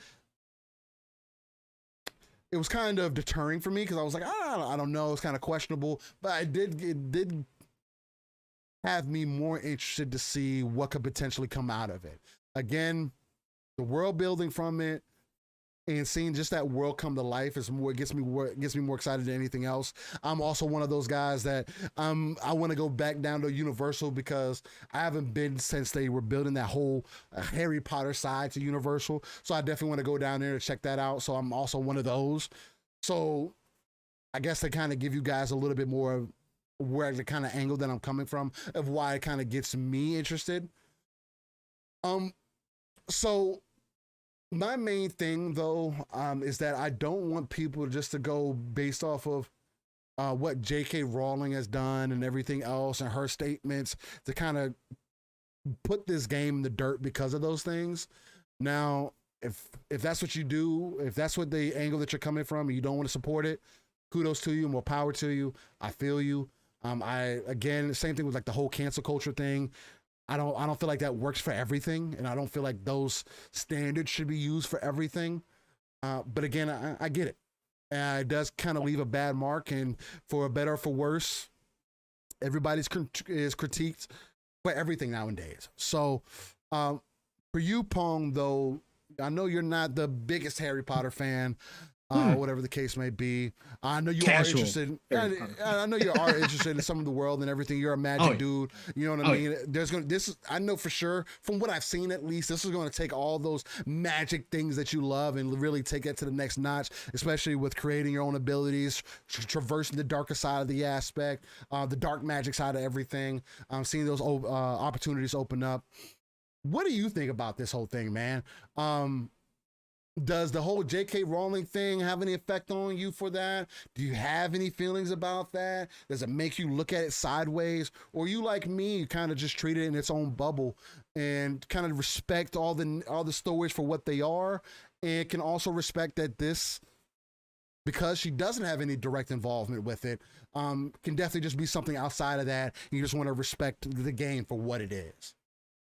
Slytherin for life. Okay. No, look, hey, as far as J.K. Rowling stuff, I could care less. Okay. Again, as I get older, as I found out about many of the people that I look up to, whether it be singers, whether it be artists, whether it be athletes, I separate personal stuff from whatever they create. Okay. It doesn't matter to me. And I think that a lot of this outrage is all hypocritical because, again, if we opened up everybody's lives and took a look at what they have, who they are, what they believe, look, we'd find a bunch of problematic stuff. Okay. And again, I don't care. I don't care whether you agree, whether you disagree with J.K. Rowling. I don't care. She created Harry Potter. If you love Harry Potter, you love Harry Potter. Don't care. She already made her billions. You're not going to hurt her by not buying this game. You're going to hurt the devs. Devs got paid as well, but they get bonuses based upon sales. So again, if you want to look at it from that standpoint, you're not hurting her. Okay. She's made her money. No matter what you think of her, she made her money. She's done. She's out. Don't matter. So none of that matters to me. I hate all of it. I hate all the outrage. I wanted to bring that up just because that angle is so bad that I don't get that take. I don't like JK, so I'm not going to support the game. No, we got media out here, virtual. We got media members, virtual signaling, and all this stuff. And like I said, if we opened up everybody's lives, my God, okay, look, that's not how this works. Anyways, I don't care about any of that. What I do care about as a gamer is what I saw on screen, and what I saw from the state of play did excite me. They did present this very, very well. People have been clamoring for this for a long time. This has been a lot of buildup. We've seen snippets here and there, nothing concrete. And so a lot of people were saying, God, when are we going to see this game? When are we going to see this game? It went radio silent for a long time, like a lot of the WB studios, because of all their internal stuff going on. A lot of it, we just didn't hear anything. So for them to come out in this state of play and blow it up the way they did, and really give a good idea of what we can come to expect. And Steel, you talked about the open world. Look, they talked about the open world extensively. This is an open world action RPG, okay? Pure and simple at its core. When they start talking about different classes that you can choose, not talking about school classes, I'm talking about actual class of character. When they start talking about the skills that you can earn, all that kind of stuff, of course, that speaks to me, right? That speaks to me. When they showed off the gameplay, I actually thought it looked really well, really good. I really enjoyed the spell casting. I love the special effects that they've put into it. Every spell looked unique. Then you start to particle effects, all that kind of stuff looked great. Character design, enemy design looked very well done. I enjoyed all the different things that we were seeing on there. The interesting part to me is that again, casual Harry Potter fan, but I've watched all the movies, read the books as well. Again, I'm more of a Lord of the Rings type person than I am a Harry Potter guy. But at the end of the day, like you said, Steel, for me, the magic and all the fantasy, that's all awesome. And that's me in a nutshell. So, but what's interesting is that they're taking this back 100 and some years prior to Harry Potter. So this is going to be set in the 1800s versus the 1900s, which Harry Potter was. Right. That's cool because now not only do you have the lore that everybody is aware of, and of course the hardcore Harry Potter fans will know all about the old stuff as well, but they're going to introduce a whole new group of people to some of the older stuff that maybe people aren't even aware of was involved with Harry Potter. New enemies, new characters, all that kind of stuff is going to be a part of this game. And I think that part is really cool as well. Yes, you do have the school aspect. People like fun speculation. Shout out to Mav. He hates that part, having to go to class. He was really worried the whole game. I think it's, and again, it's not, when I first saw the early stuff on Harry Potter, Hogwarts Legacy, I thought this was going to be more bully. Right? If people remember Rockstar's Bully, where you was solely focused on Hogwarts, right? And I thought you were going to be pretty much only in Hogwarts, and there was going to be, adventure within there. But when they showed the rest of this, no. The schooling part is going to be a part of it. Yes, you're going to go to class, going to learn herbology or whatever, herbalism. You're going to learn spells. You're going to learn that kind of stuff. That's all part of the theme, right? That's all part of Harry Potter. So of course it's going to be in there. I'm cool with that, right? I'm cool with meeting the kids in school. That's the character development, the relationship development. Right. That's all that's classic Harry Potter. So I expected that. But then they show this open world. They show you riding a griffin, being able to ride around and explore the world. They talked about dungeons, having dungeons that you can go delve into. Then they talked about loot steal. Look, anybody wants me to get interested in their game, all they have to say is the word loot. Okay. If you are bringing loot into the game, I'm all about it, because that's what I love hunting for, is loot. So they made that a point of fact in their little showcase here. That made me smile, because that means I can go find new equipment. I can go upgrade my robes. Right. I can go upgrade my wand. And then they threw in also, oh, hey, you can delve into the dark magic. Even if that's not really who you are, you can choose to go delve into the dark side. Okay, cool. Even better, because anybody who knows me, I'm always for the dark side. So, hey, let's go jump into those spells that are not necessarily allowed by Hogwarts. Let me get out there and destroy some goblins with it. Look, everything to me spoke about this game. The only thing that didn't was holiday 2022. I mean, when they say, look, Starfield is going to be life. And depending how deep I am in the Starfield, depending on when the actual release date is, again, holiday 22 could be anywhere, October through December, right? But depending on where it lands and depending on how deep I am into Starfield, depends, kind of dictates whether or not I budget this game in for 2022. I will definitely be buying this game. Just day one, I don't know. Could I play both at the same time? Of course I could. I'm a grazer. I do that all the time. But Starfield is a different beast, just like Cyberpunk. When Cyberpunk came out, everything dropped. I played Cyberpunk nonstop for 100 hours before I touched anything else. So that's the only problem with this. But again, Harry Potter is a holiday, Christmas kind of feeling type of world. It's funny how that happens with certain things, even though they don't, like nothing about it really promotes Christmas or anything like, but Harry Potter just feels like a Christmas. So it's perfect timing for the game overall. I saw that was the other thing I learned this week too, Steel. I'll bring this in from the community that Starfield's dead because of Harry Potter. So Hogwarts Legacy is going to kill Starfield, according to some of the clowns in the circus out there. That's pretty amazing to me that we're to this point where that's what we're going to say. Really? Hogwarts is going to kill off Starfield, huh?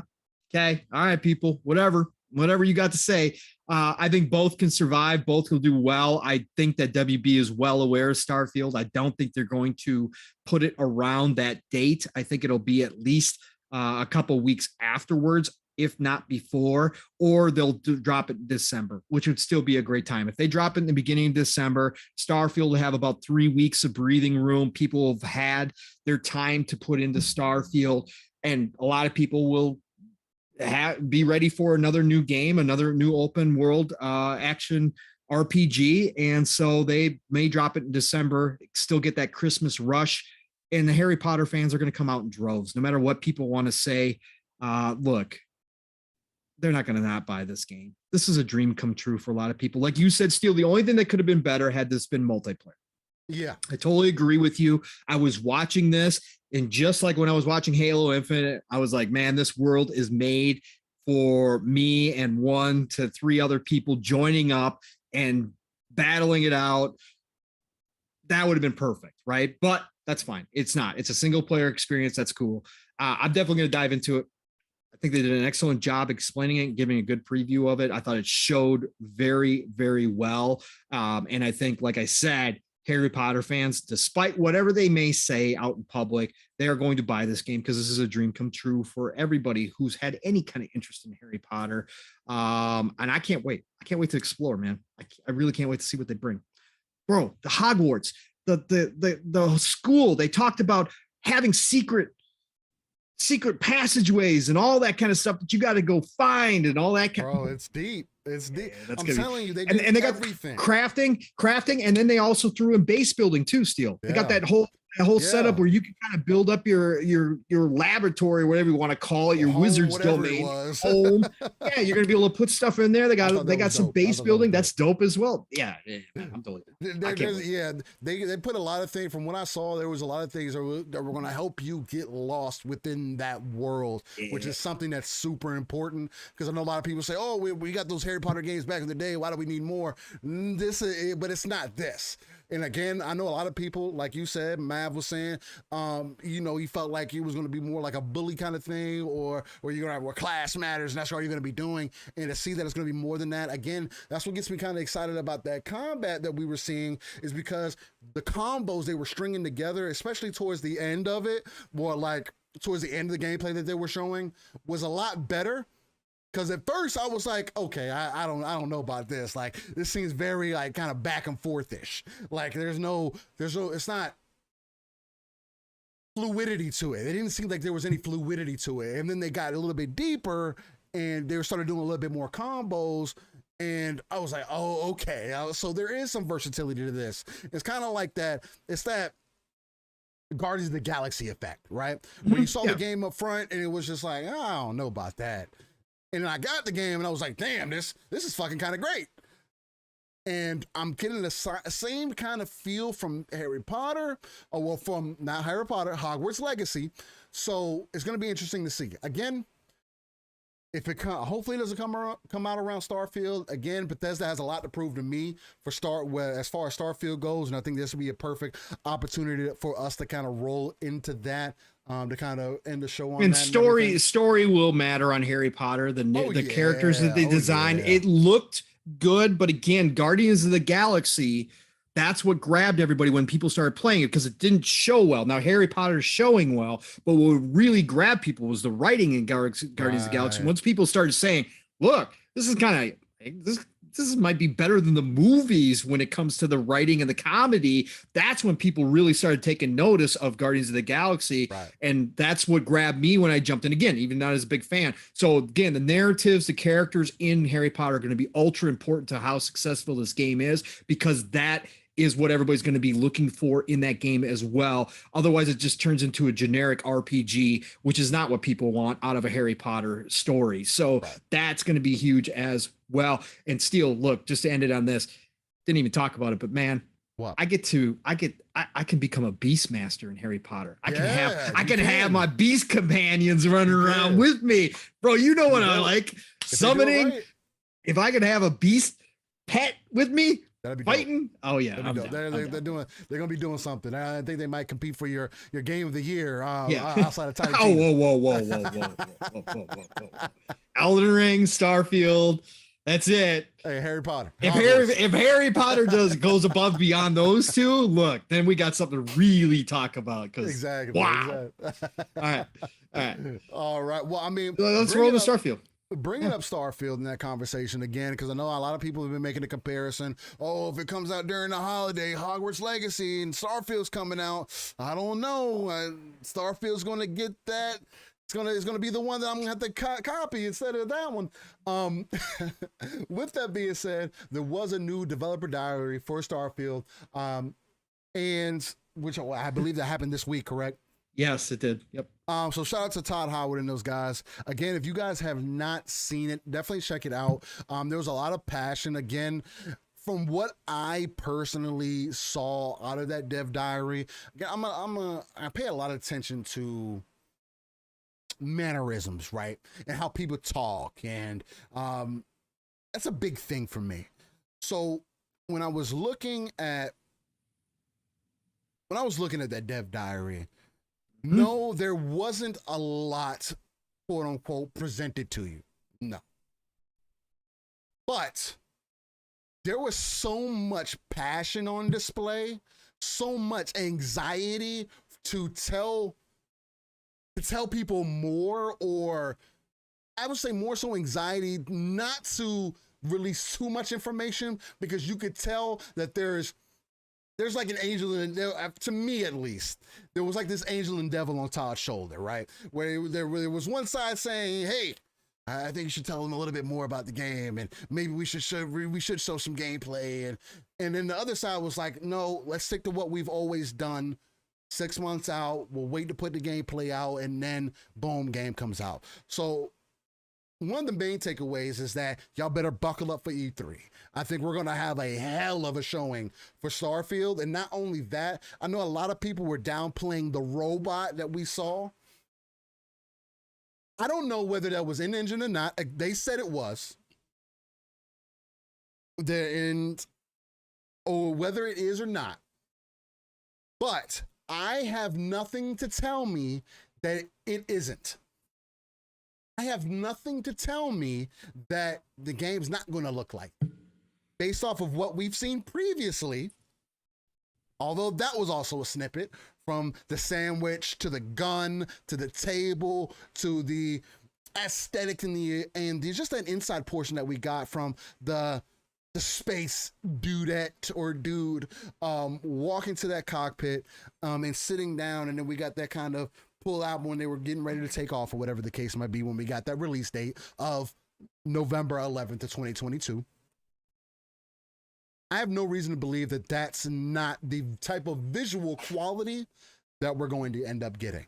Visual fidelity that we're going to end up getting, which gets me excited, because that is something else that they did end up touching on, is that they're going to do better as far as characters, like the graphic fidelity for characters, actually doing face scans and everything else, just taking it a step further, which has always been kind of a turnoff for me. Like when my wife played New Vegas and everything like that, that's something that's always, or Skyrim or any of those other games, there's something that's always been a deterrent for me. The character models don't look that great.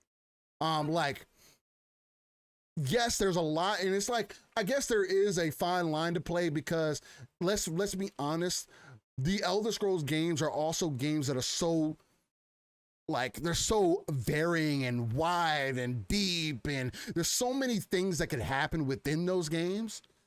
It's like the game doesn't play for you. You play the game and kind of tell your own story. And with that, there are some things that you kind of have to make a sacrifice on, right? Whether that be overall visual fidelity of your characters, whatever else the case may be. Where I think, again, for those who don't know, Starfield is one of those games that Todd Howard has had an idea for a long time. This isn't something that, 5 years ago he had an idea. It's like, yeah, let's do Starfield. No, this is kind of something that he's had in his back pocket since he's been making games, right? He's had this idea of this space adventure game that he wanted to create, RPG that he wanted to create, but as he stated before, they've never had the technology to bring it to life until recently. And now we're seeing it. And to hear that when they say things like every world that you go to is going to be Skyrim size. Now, I'm not a Skyrim player, but I do understand how big those worlds are. And when you say that, as someone who just recently played Mass Effect last year, Legendary Edition, and you travel to these different worlds and you see that there's not much there. That was the one thing that was missing for me from Mass Effect, because if Mass Effect came out today, the entire trilogy, like they completely redid it, and it came out today, I think there's so much that they could have done with those planets that would have put Mass Effect in it's already genre defining. It's already one of the greatest games that I've ever made. Through Trio, it's the greatest IP that's ever been made. I can definitely say that. I put it in my top 5. But I think it would put it in a completely different echelon if they would have had that technology available to them at that point, to where now I think that Starfield is going to take advantage of a lot of the things that Mass Effect wasn't able to take advantage of, right? We always praise Mass Effect for the character development, world building, story. And I think that Starfield is going to take all those same aspects. Again, I'm not an Elder Scrolls dude. I'm not a Bethesda dude. So this, again, I'm giving you a perspective of somebody. I don't have that love and dedication like Pong has for it.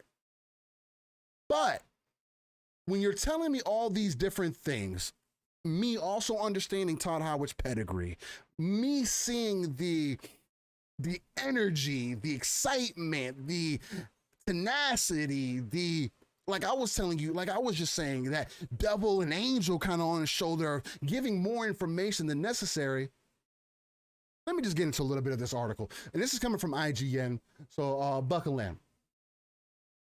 New footage of the system was shown as part of the video, but lead quest designer Will Shen did explain the thinking behind it. We sat down and it was funny because we didn't start with, let's look back at the old Oblivion systems. But there are a couple of beats there. You have to think about, what's my risk here? Which one do I want to choose? We didn't want it to be a system where there was definitely the right thing to say. And again, this is coming off of that dev diary that they did for Starfield. And this is kind of talking about where they revealed that Oblivion's persuasion minigame has been kind of updated and was included in Starfield's dialogue system. So that's kind of what they're speaking to right here. So when they're saying that we didn't want it to be a system where there was definitely the right thing to say. It feels like you're going to have a conversation where you're actually trying to persuade somebody of something, said game director Todd Howard. As far as new system dialogue, I think it's definitely one of those most successful ones that we've had. Again, I know when people say, oh, they're going back to old systems, and not, they are, but they're not just like looking back at old system and just incorporating that old system. They're looking at it and then reinvigorating it. How can we make it better? And blatantly telling you, we want it to be more like like you're persuading people that, like it is fully your story. That's what a lot of people want. Again, like Big Bad Mo says, confidence. That dev diary was stewing nothing but confidence from them. And that is one key component of a successful game. Anytime when a dev comes out and has full confidence, you can pretty much say that it's probably going to be a decent title. But, so they go on to say, if you need a memory refresher, Oblivion featured a mini game during some dialogue sequences that was used to persuade an NPC. It would use the wheel cut into pie-like segments, that represented actions such as admire, joke, boast, and coerce. Over a series of rounds, you were able to manipulate a character's disposition. Something made easier through higher speechcraft stats or by using a bribe. It's not clear what elements of the system are reflected in Starfield's version, but it certainly seems that there will be more way to engage in conversations beyond just picking dialogue options. And what I got from that, I think it's going to be more than just, it's going to be more, I think this is going to be another game where there's going to be so much script in this, where we're gonna get an article that comes out. It's gonna be like, it's gonna say there was 100,000 lines written for this game, or something fucking just asinine. At least from what I was gathering from. It's over 200,000. Over 200,000. Damn. For this one, yeah. Damn. See, I hadn't even seen that. So again, they went a lot deeper, just speaking about the depth of the game and what they're overall anticipating. Also, they talked about some of their previous titles and what they've kind of learned from those and what they're trying to implement into this one. Again, a lot of it, no, they didn't show us a whole lot, but if you're able to read between the lines, look at the kind of mannerisms, feel the passion that was kind of stewing from them. Again, like Mo said, that confidence that was stewing from them. I think the backing of Microsoft has done something to that studio that I don't think we'll understand until Starfield comes out. I think when Starfield releases, we'll see the true depth of what ZeniMax coming into Microsoft, folding into Microsoft really means. What that $7.5 billion deal really means. And if anything, I think the confidence that mainly Todd Howard has, because he was the main one that I was looking at. Again, he's the bigger name. So he's the one that I'm looking at. There's something else there. Like, okay, Todd Howard always has that sachet about him. But this time around, it's like, this isn't the sachet of, oh, you know, we own our own thing. We do our own thing. We're Bethesda. This is us. We're the king of the WRPG, the Western RPGs. This confidence was more like, not only are we the king of the Western RPGs, but we're also about to set the world aflame with this title.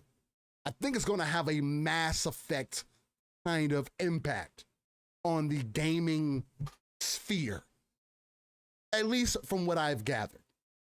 Again, I'm not a Bethesda guy. I'm saying these things as someone who has not played Skyrim, as someone who's whose most time you spend in any Elder Scrolls game is Elder Scrolls Online. I'm also somebody that's hoping for the third person aspect to come into Starfield. So, with that being said, I want to pass it off to you, Pong, because you are the Skyrim fan. You are the Elder Scrolls fan. You are the God Howard fan, as you call him. God bless his name, as you like Amen. to say. Amen. Hallowed be thy name, God Howard. How do you feel? What did that dev diary tell you? Are you kind of in agreement with me? Am I just jumping out on the ledge saying a bunch of crazy shit as someone who has no understanding of what Elder Scrolls or what Todd Howard does? Or can you feel some of the things that I'm saying? Did you feel some of the things that I brought up? Did you feel that passion? Did you see that devil and the kind of angel on his shoulders where he was just like, trying to hold himself back from giving too much information? How do you feel about this whole thing, man?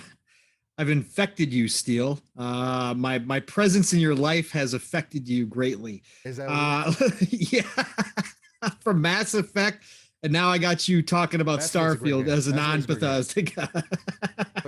Look, it is so funny. Like, I talked about this on PM to PM, but it's so funny to hear you, Steel, and we haven't talked this week. Yeah. And so I was interested, if we were going to talk about Starfield today, I was interested about this fact of how you were going to come at this conversation and what you took away from that dev diary. And it's so funny to hear you talk about that when you watch that dev diary, it wasn't what necessarily all the little details they were giving, and they actually did give a ton of little details in this. Yeah. There's a lot in here, especially for somebody who knows Bethesda games and understands kind of where they're coming from. There was a lot, but it was funny to hear you talk about the presence and that you took away from more looking at the body language and the untold emotions of that room of where they were sitting at and the people that were involved. It's funny to hear you say that, because that's exactly what I talked about on PM and the PM. When I watch, yeah. No, that's why it's hilarious. That's why I sit back and smiling and you know, you talked about a lot of the same things that I brought up, and then Big Mad Mo brought up the one that I focused on was confidence, bro. That's the part that people underestimate all the time, because Bethesda titles are so few and far between, and they are so long in development, and they've been coming out for decades this way, that people forget what it means that a Bethesda team has been together for this long and has produced this many generational type games. And I don't care, we can hear the arguments about a Fallout 76 and all that kind of stuff. All that stuff goes by the wayside when you look at all their other games. Fallout 4 may have not hit with the fan base the way that they would have liked it to, because they kind of got away from what they do with the again, they call them hardcore RPG, and I you know, we could debate whether or not Bethesda titles are hardcore RPG, but they got away from some of the core RPG mechanics that made people fall in love with Oblivion and such. And so it didn't hit as quite as well as they would have liked with Fallout 4, but still, when you go back and play a Fallout 4 now, it still has all the Bethesda beats to it, and it still has the high quality. It's still, people rated it. Again, we talk about Metacritic, but the critics still loved it. It still is there. It just may not be in the same fashion that we grew up on with Bethesda. But in this dev diary, they talk about going back to the older style, which is music to all Bethesda fans' ears. But the confidence level of this group being together and have developed all these games of high critical praise, games that are still talked about decades later, which is not something that happens all the time in this industry, because especially nowadays, we have so many games that it's easy to forget. But here we are celebrating just last year, Skyrim's 10th anniversary with another release, and people talking about it still to this day as one of the greatest of all time, myself included. That confidence cannot be understated when you watch a dev diary like this and you see the twinkle in Todd's eyes. This is a brand new IP, which again is a gift we don't get from Bethesda. This is a brand new IP that Todd has been thinking about for decades, that this team was waiting for the right moment when technology finally caught up. That's why this game is current gen only, Xbox Series and PC only, because this could not be done on previous tech. His vision could not be done, according to him, on previous tech. That alone is special, but this team has been together for so long and created so many fantastic games. That cool confidence. I talked about this in the PM. You see newer devs when they get together and they're talking about their brand new IP or their new game coming out, and you see this, they're hyped, which is awesome. They're hyped. They're excited. They're like, man, we got, this, can't wait for you guys to experience this game. And we can, we just want to release it to the world. And they're all just pumped, right? Todd and his team just come in and just got twinkles in their eyes, and Todd's got his little smirk on his face. They don't have to hype like that. They don't have to, because they've been doing this for so long. You can just tell, like you said, Steel, when they've nailed it, right? When they know internally they've nailed something. And that's what this dev diary spoke about. Like you said, Steel, you can see that they want to talk more. These dev diaries are very planned. Nothing Bethesda does is by accident. Nothing. Okay. It's all planned. This is rocket science to them. They've got the complete release schedule, how they actually develop a game. It's all down to rocket science at this point. It's a formula that has worked, but you can see they want to and have wanted to talk about Starfield for so long that now we're starting to near that point where they're getting ready to show. And that internal excitement, it's controlled, but yet it's still there. And they want to give us more information. They can't wait for us to see it. And that's what they all hold back in this dev diary. And you can see it, but it comes out in a way that you just know that this game is something special, not only to the team, but it's going to be something special to us as gamers. And that's what Todd does best throughout these. The little stuff that they threw out in this, Steel, like I said, talking about going back to the older style RPG that they did on Oblivion, that's huge. That means that they realized what they were missing in Fallout 4. A little bit of the magic was lost because they changed too much of what they did that everybody fell in love with. So they're going to go back to that. But they're not going back to it and just bringing that system forward. Like they said, they didn't even go back and necessarily look at Oblivion. That's just a part of their DNA.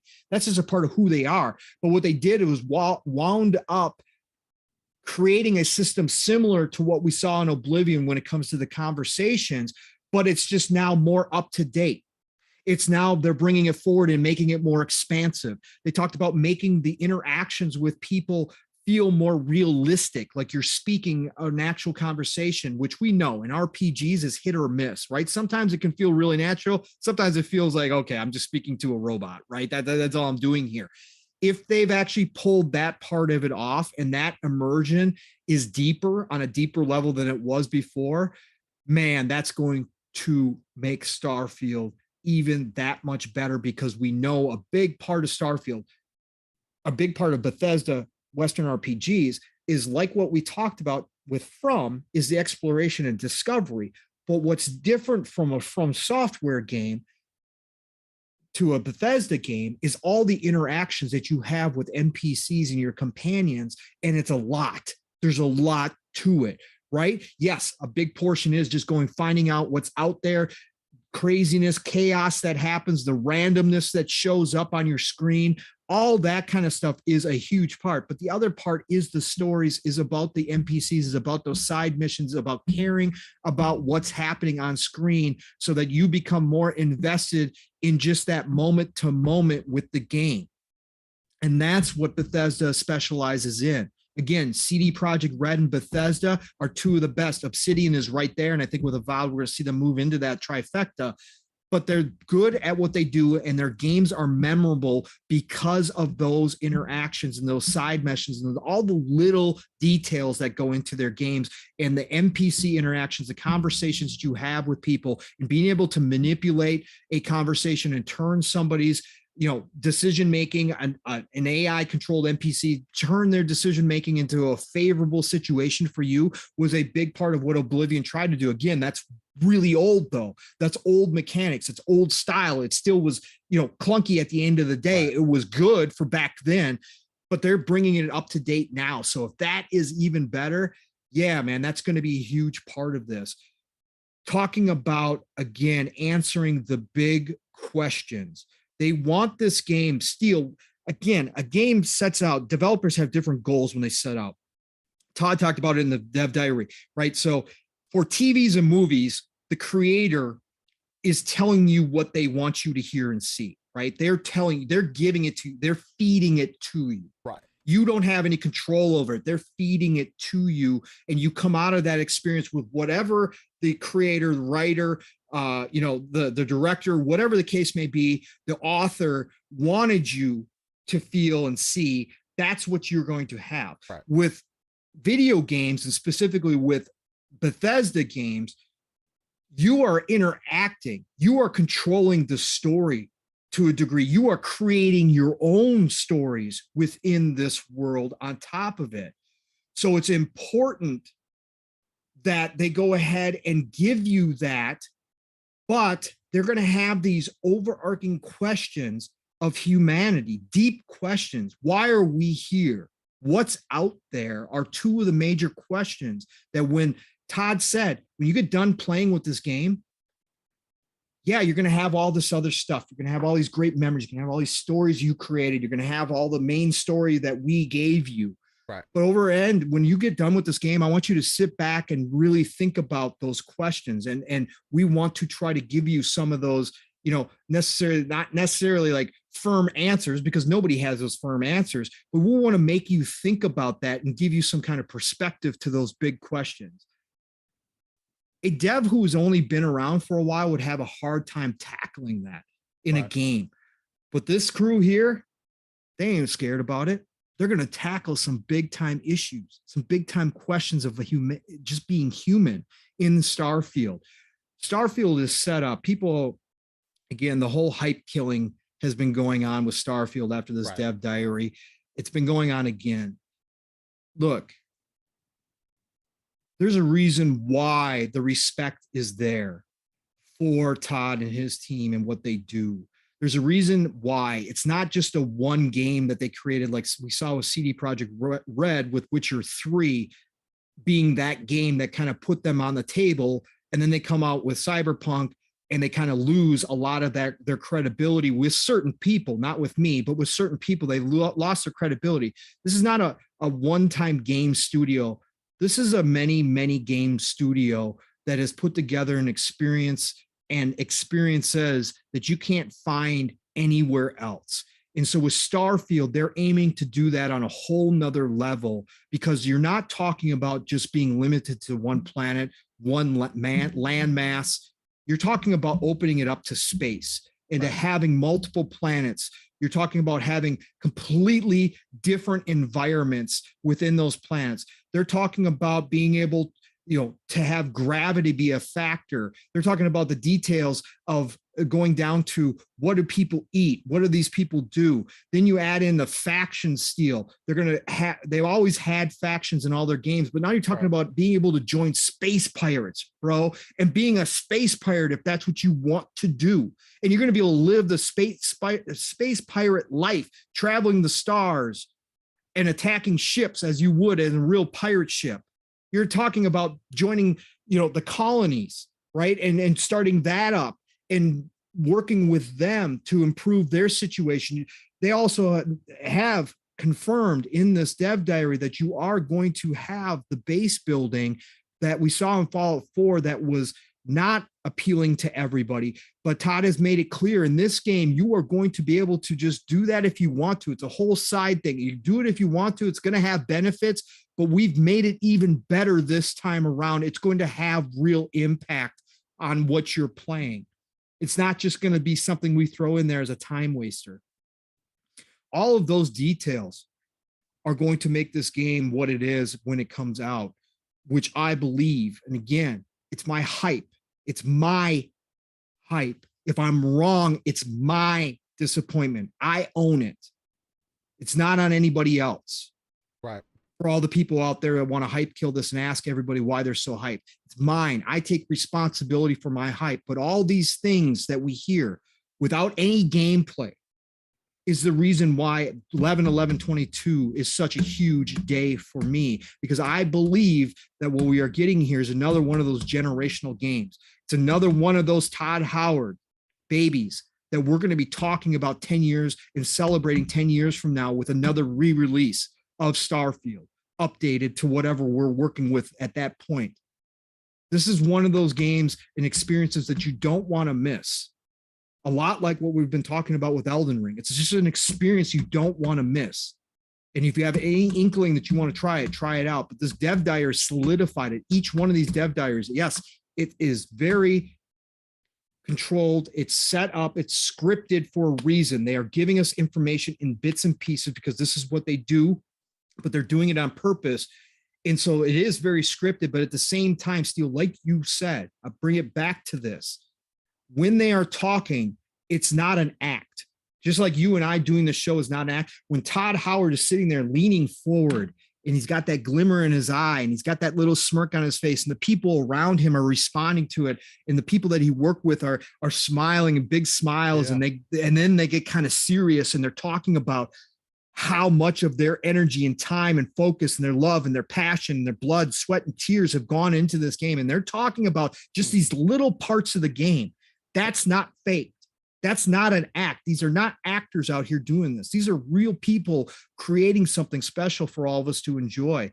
And that comes through the screen. And again, that goes back to how long they've been doing this and why their confidence is so high right now. And that you just can't make up. It's not something on the spot. It's something that's been going for decades now with this crew. And that's why Starfield to me is so special. But this dev diary was awesome. Seeing that robot for the first time, whether in engine, whether in game, whether gameplay, I don't care what it was. They're shooting for that. Again, Bethesda doesn't do anything by accident. They showed us that for a reason. They want us to see one of the companions that we're going to be able to have travel with us through this story. But they showed it in a light that they know represents what they are shooting for with this game overall. So again, I take that as a little game clip, right? As small as it was, as insignificant as it was to some people, it was just awesome to see. There was little details in the robot. I don't know if you saw, Steel, when he turned a piece of, like, he's got, obviously he's a robot, so he's got all his metal, but a piece of the metal was swinging as he turned, right? It created movement. That kind of detail is what they're going for. We saw it in the sandwich that everybody was talking about, the most realistic looking sandwich we've seen in a video game, because normally sandwiches look unedible. They look like plastic, but that sandwich looked pretty close to damn grabbing it off the plate and eating it, right? That's what they're going for with this game. And I think that this extra year that they've been given of polish is going to make this the best playing Bethesda title out the gate that we've ever had before. And I hope this new engine, again, I'm not expecting this to set the bar that everybody else is. That's not what Bethesda games are about. But I do expect them, being a current gen only, being that they've gone to this great lengths with the detail and the effort. And if some of these leaks that we have come out now since this dev diary are close to being true, they have taken it to the next level. They'll set the bar for themselves for the next Elder Scrolls, for the next Fallout, whatever they start working. Well, we know they're going to work on Elder Scrolls 6 next. They're going to set the bar for themselves, but I do believe it's going to be the best Bethesda title that we've had to date, bar none, by far. And I think the Creation Engine 2, the updates they've done on it, is going to be special. Look, I'm just hyped. 11/11/22 can't get here fast enough. I just thought it was really interesting, Steel, that you pulled out the same stuff I did as a non-Bethesda, not per se a Bethesda fan, but boy like me, you pulled out that same feeling from a dev diary. And that's stuff that people miss unless you're really passionate about this industry. Stuff you miss when you just watch a dev diary, you don't notice those things. You did, and that's fucking awesome, man. I love it. Oh yeah, man. I mean, again, I don't get the whole mantra of not being hyped for things, or again, everybody, to each their own. Everybody's going to have their own thing. Again, as I'm always going to sit here and say, don't let other people drive your hype. Don't let other people drive your anticipation. Don't let other people speak for you. Whatever you're into, that's what it's about.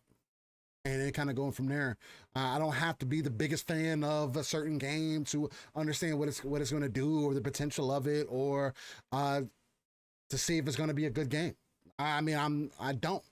And again, it's the little things, right? Again, that's why I always say here, I like to take that RTS view, pull myself out of the world, look at everything. Again, it's an exciting thing to see. Especially playing these newer games, seeing these expansive worlds. After playing Mass Effect, it's definitely opened me up to wanting something similar that's going to take advantage of all those things. And this is seemingly, it has me. It's going to be on another level, Steel. It's going to be on another level. It really is, and I think it's going to suck you in. I hope it does. Pause, but I hope it does. Pause. Because I think it should, especially like I said, if the leaks that have come out since then, I went through all of them on PM and the PM except for the story stuff, because I don't do that to people. If it turns out to be true, all of this stuff needs to be taken with a salt.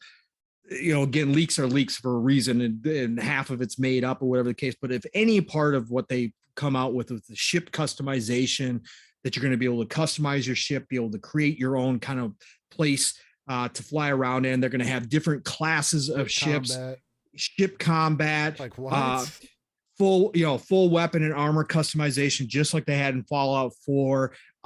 Gravity is going to be a huge mechanic in this game. You can turn off the gravity in your ship. Supposedly everything will float up. Everything not attached will float. Just like think Prey. We saw this in Prey.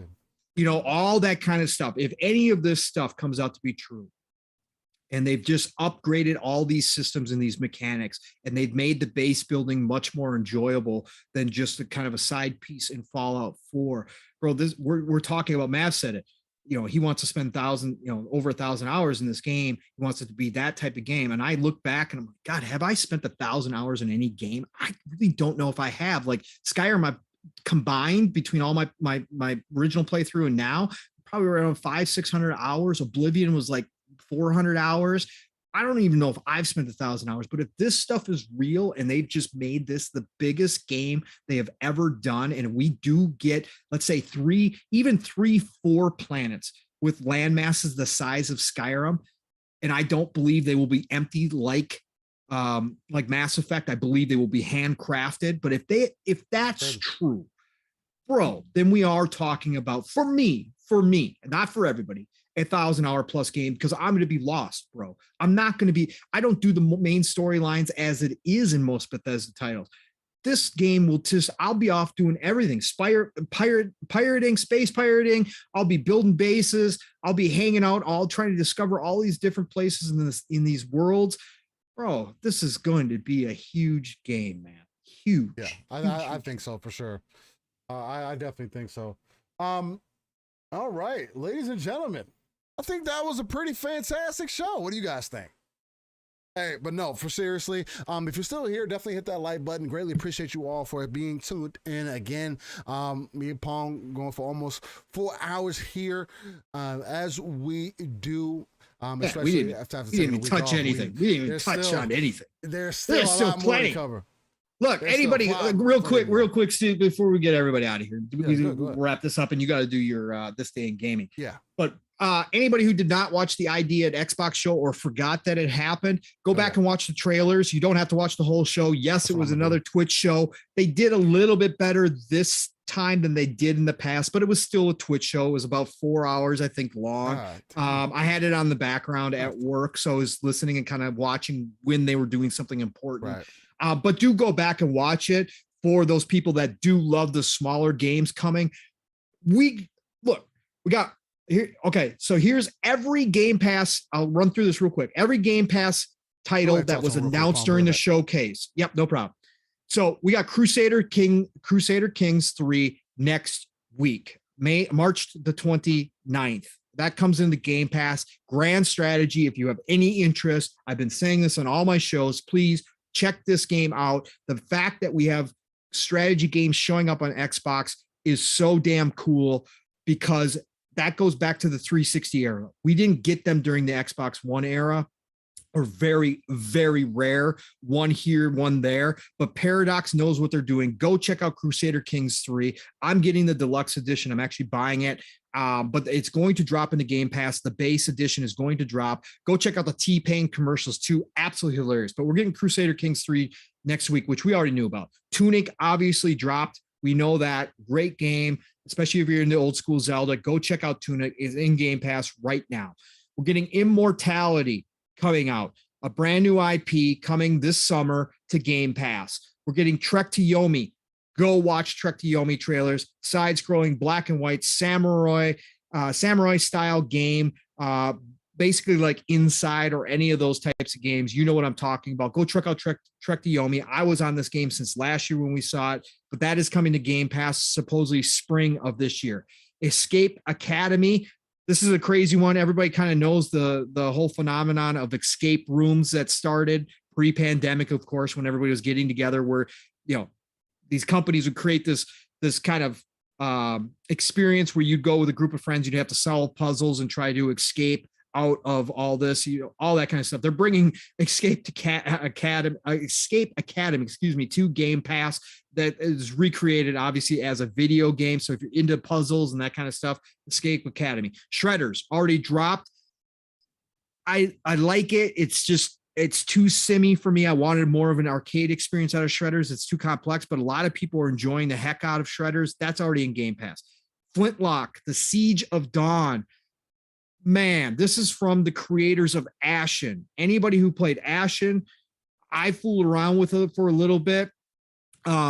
Great game, okay? But this is from the same creators. This is going to be a new action RPG coming out. Flintlock, The Siege of Dawn, day and date to Game Pass, coming at some point this year. Floppy Nights, actually don't remember this one. I'd have to see it again. But Floppy Nights also announced for 2022. Paradise Killer is already out as well. This is a cool narrative-driven game, old school, 16-bit, 8-bit style game. Go check out Paradise Killer. Oh, no. Excuse me. Paradise Killer is the weird one, the trippy one where it's a narrative-driven, but it's action game, and it's got lots of weird stories to it. This has been out on PC for a while, I believe. Go check out Paradise Killer. Then you got Kraken Academy, which we talked about showing up. That comes out next week as well. Beacon Pines, go check that out. And then Citizen Sleeper, a cyberpunk style game coming as well. Narrative focused, but an RPG.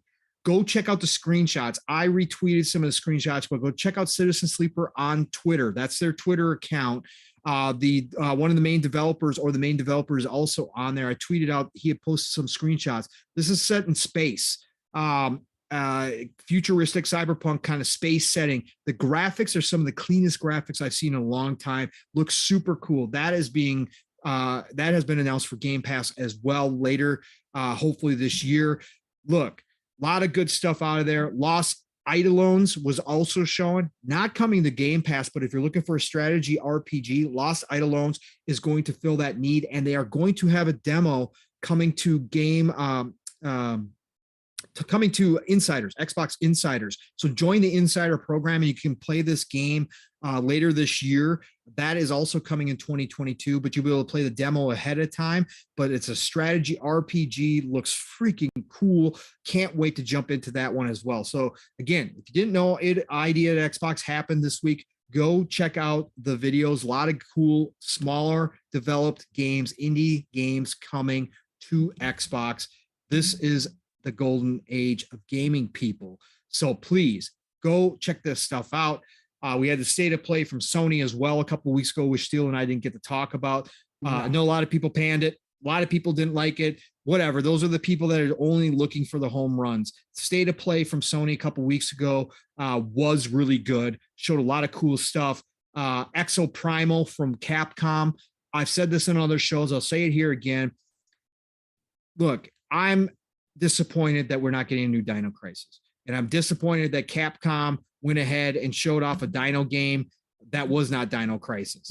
But the fact that Capcom showing off a brand new IP, as crazy and weird and wacky as it looked, it still looked like Anthem meets Second Extinction, and I'm all about it. I'm cool with it. And the fact that they announced a new IP like this brings me back to the 360 days, Steel, when we were getting all these just fantastic, weird ideas. Like people were throwing stuff against the wall to see what would stick. And we got all these different types, diverse games.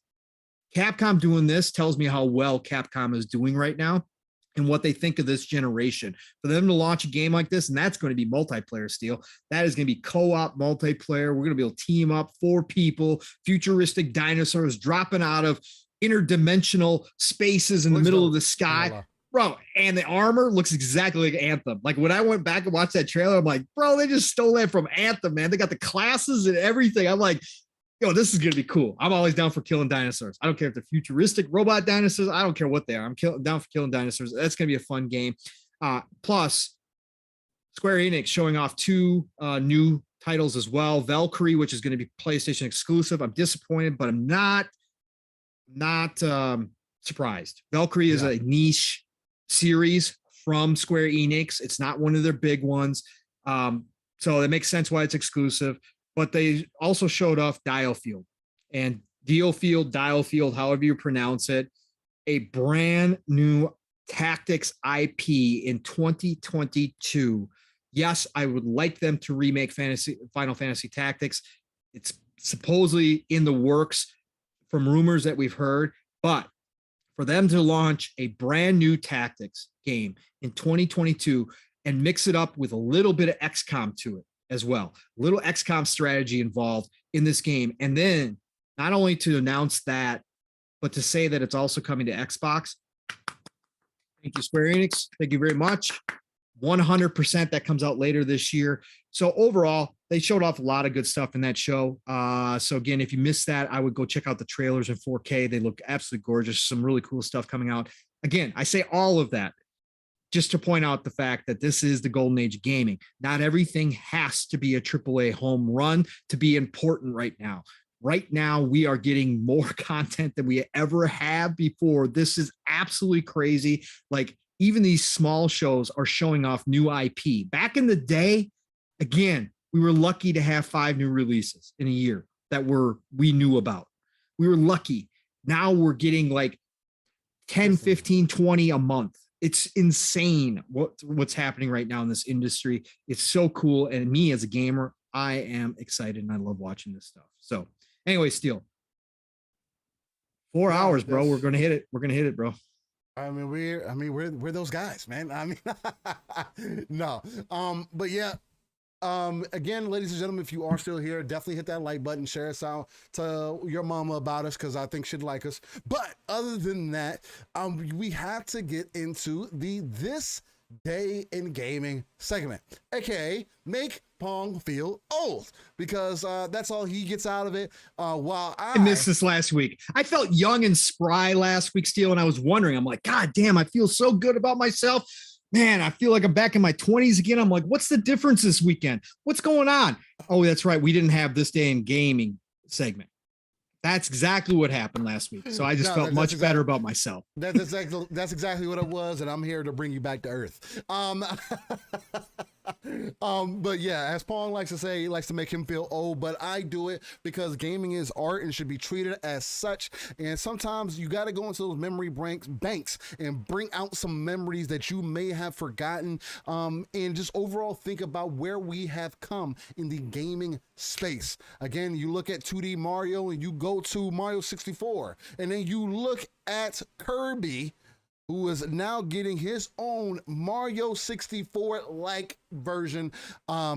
We've come a far ways, and even with games like Elden Ring, man, you look at that and you're like, God damn, Ninja Gaiden didn't even look this great back in the day. But with that being said, today we're starting in 1994. So let me go ahead and get that set up. There we go. This day in gaming, again, brought to you by Game Facts. And our upcoming games are brought to you by Game Informer. So March 19th of 1994, Super Nintendo released Super Metroid in Japan. A lot of people clamoring. Again, this recent Metroid that we got has paid homage to Super Metroid. Metroid Dread has done a lot of great things for the Metroid series, and hopefully they can get Prime out at some point. 1998, PlayStation released Final Fantasy V in Japan. Yes, sir. 7 is the GOAT, but neither here. 10 is the GOAT. Neither here nor there. Then in 1999, Game Boy Color released Revelations: The Demon Slayer. Shout out to that. It's that Game Boy Color. That Game Boy Color is pretty cool back. No, never had one. Missed it. Sorry. Yeah, it was more so. It was more so for my generation. Yeah. 2002, GameCube released Pac-Man World 2. I feel like I was talking about this game the other day. I think this is the open world Pac-Man game. This game was pretty good, actually. Not gonna lie. They should do more with Pac-Man. I'm not gonna lie. I really think those they should bring it games are back. really good. I don't know if the only thing about the cartoon was fire. Yo, I don't care what anybody says. I love Pac-Man. The cartoon. Pac-Man cartoon was fire. Yep. I don't know if it would hit the same today. No, it wouldn't. But back then, it was great. It was fantastic. I love it. Hey, speaking of something, this is going to be a game. Again, I've spoken on it before here. This was the last Pokemon game that I played before I got into Arceus. But in 2003, Game Boy Advance released, and I played this on the Game Boy SP, but they released Pokemon Ruby version and Pokemon Sapphire version. Again, 2003 was the last time that I had played a Pokemon game. That's crazy to think. Then in 2007, the DS released Custom Robo Arena. Sounds familiar. And then 2008, PlayStation 3 and Xbox 360 released some of the greatest From Software games to ever be released, and that's going to be Armored Core 4 Answer in Japan. Again, and according to rumor, coming back, Steel. Coming back. To rumor, I'm really, again, hopefully Elden Ring is giving them enough money to give them everything that I need out of an Armored Core game. Because man, I need another one immediately. And make it multi-plat, please. Thank you. Please make it multi-plat, please. Yep. I think the recent 3 or 4 have been multi-plat. I think. Yes, Ray, a Pac-Man game with Breath of the Wild aspects. Go for it. Let's do it. Yeah, make everything like Breath of the Wild. Gotta go rescue Miss Pac-Man. That'd be freaking amazing. There you go. Isn't that Mario? We might as well just make it Mario. Yeah, make it Mario. Sure. Why not make it Mario? There you go. We need a Pac-Man Sunshine game. Oh God. Let's not go too. Steel, hold on. Not too far. Now you go too far, brother. Yeah. I am. All right. Then in 2008, the DS released Sim City Creator in Japan. 2009, the PSP released Dragon Ball Evolution. We're just going to skip over that. PSP also released Harvest Moon, Hero of Leaf Valley in Japan. Shout out to Harvest Moon, still rocking and rolling, just like Rune Factory. That's the one I was trying to think of, compare it to. It's like Harvest Moon with Magic. Yeah. So, Factory. Yeah. Anyways. Rambo Pac-Man. Oh my God. Then PC released Runes of Magic. Then in 2012, PC released YS, The Oath in Felghana. Great series. Okay. Then in 2013, PlayStation Vita released Altier Totori Plus, The Adventures of Arland. Okay, interesting. Very good. Then Xbox 360 released probably the most controversial Gears of War ever released, and that's going to be Gears of War Judgment. Again, Gears of War Judgment's story I thought was pretty great. I liked it. I like what they did with that. The multiplayer side of it, I do have to agree with people. It was not the greatest Gears multiplayer, but that was mainly because, again, when you try to appeal to more people, this is one of the biggest example of trying to appeal to a bigger audience and it not working. They tried to make the game easier. They tried to add a lot more diversity and just make it better for a lot more people, and it didn't work. It's unfortunate. Judgment was cool. It was fun for what it was. But again, I can agree. It's definitely on the weaker side of it, but I did enjoy the story overall. So that many people was amazing. Being able to roll off of buildings was amazing. Yes. Then in 2013, 3DS released Monster Hunter and Wii U, Nintendo in all its glory. Monster Hunter 3 Ultimate. Shout out to that. Then 2014, and this is something that I've always been speaking to because before we got Jump Force, there was a game called J-Stars, which basically does the same exact thing. Brings all the different anime characters together from different shows and everything else, and they put them all into one game, and they did something similar to what Jump Force does. I've actually got a copy right down there, Stu. Really? Yeah. J-Stars is great. Yeah, when they were going to close down the PlayStation stores, when they announced that, I started buying up PS3 games. Yeah, I started buying up PS3 games. Yep. J-Stars is amazing. Cool. It's unfortunate because Jump Force, I feel like if it would have got more financial backing, it could have been so much greater than what it was. Jump Force unfortunately came out to a lot of issues, didn't have good net coding. Although shout out to it did end up coming out with a pretty solid cast of characters. So shout out to that. They did really well as far as the combat and everything goes. But as far as everything else, the story wasn't great. The acting wasn't great. They skipped a lot of corners that I feel like they shouldn't have, and that's unfortunate. But neither here or there. 2014 J-Stars, a victory versus. 2019 Nintendo Switch and PlayStation 4 released Fate Extella Link. Not familiar with that. Underground series. Fate's been around for a while. A lot of people like it, so it's been around. Yeah. Then in 2020, PC released Doom 64. Xbox One released Doom Eternal. And then Nintendo Switch released The Legend of Heroes Trails of Cold Steels 3 in Japan. Shout out to that game. Trails. A lot of people hyped for that. Shout out to Trails. Yep. And then 2020 also a dedicated console, TurboGrafx 16 Mini in Japan. Yeah, never owned a TurboGrafx. Did play it, played my buddies, but never owned it. So. Neither have I, and I don't think I ever will. I'm not a console collector, man. I understand that people who love that type of shit, but at the end of the day, I mean, I did. I don't have the fucking where to put that shit. Yeah, and I'm just one of those people. As much as I like the old days, like still firing up. Like I fired up the Dreamcast. Man. I've got the Dreamcast, and I fired it up, and it's cool.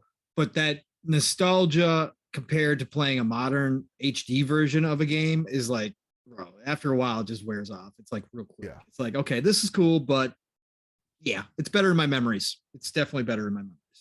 Yeah, 100%.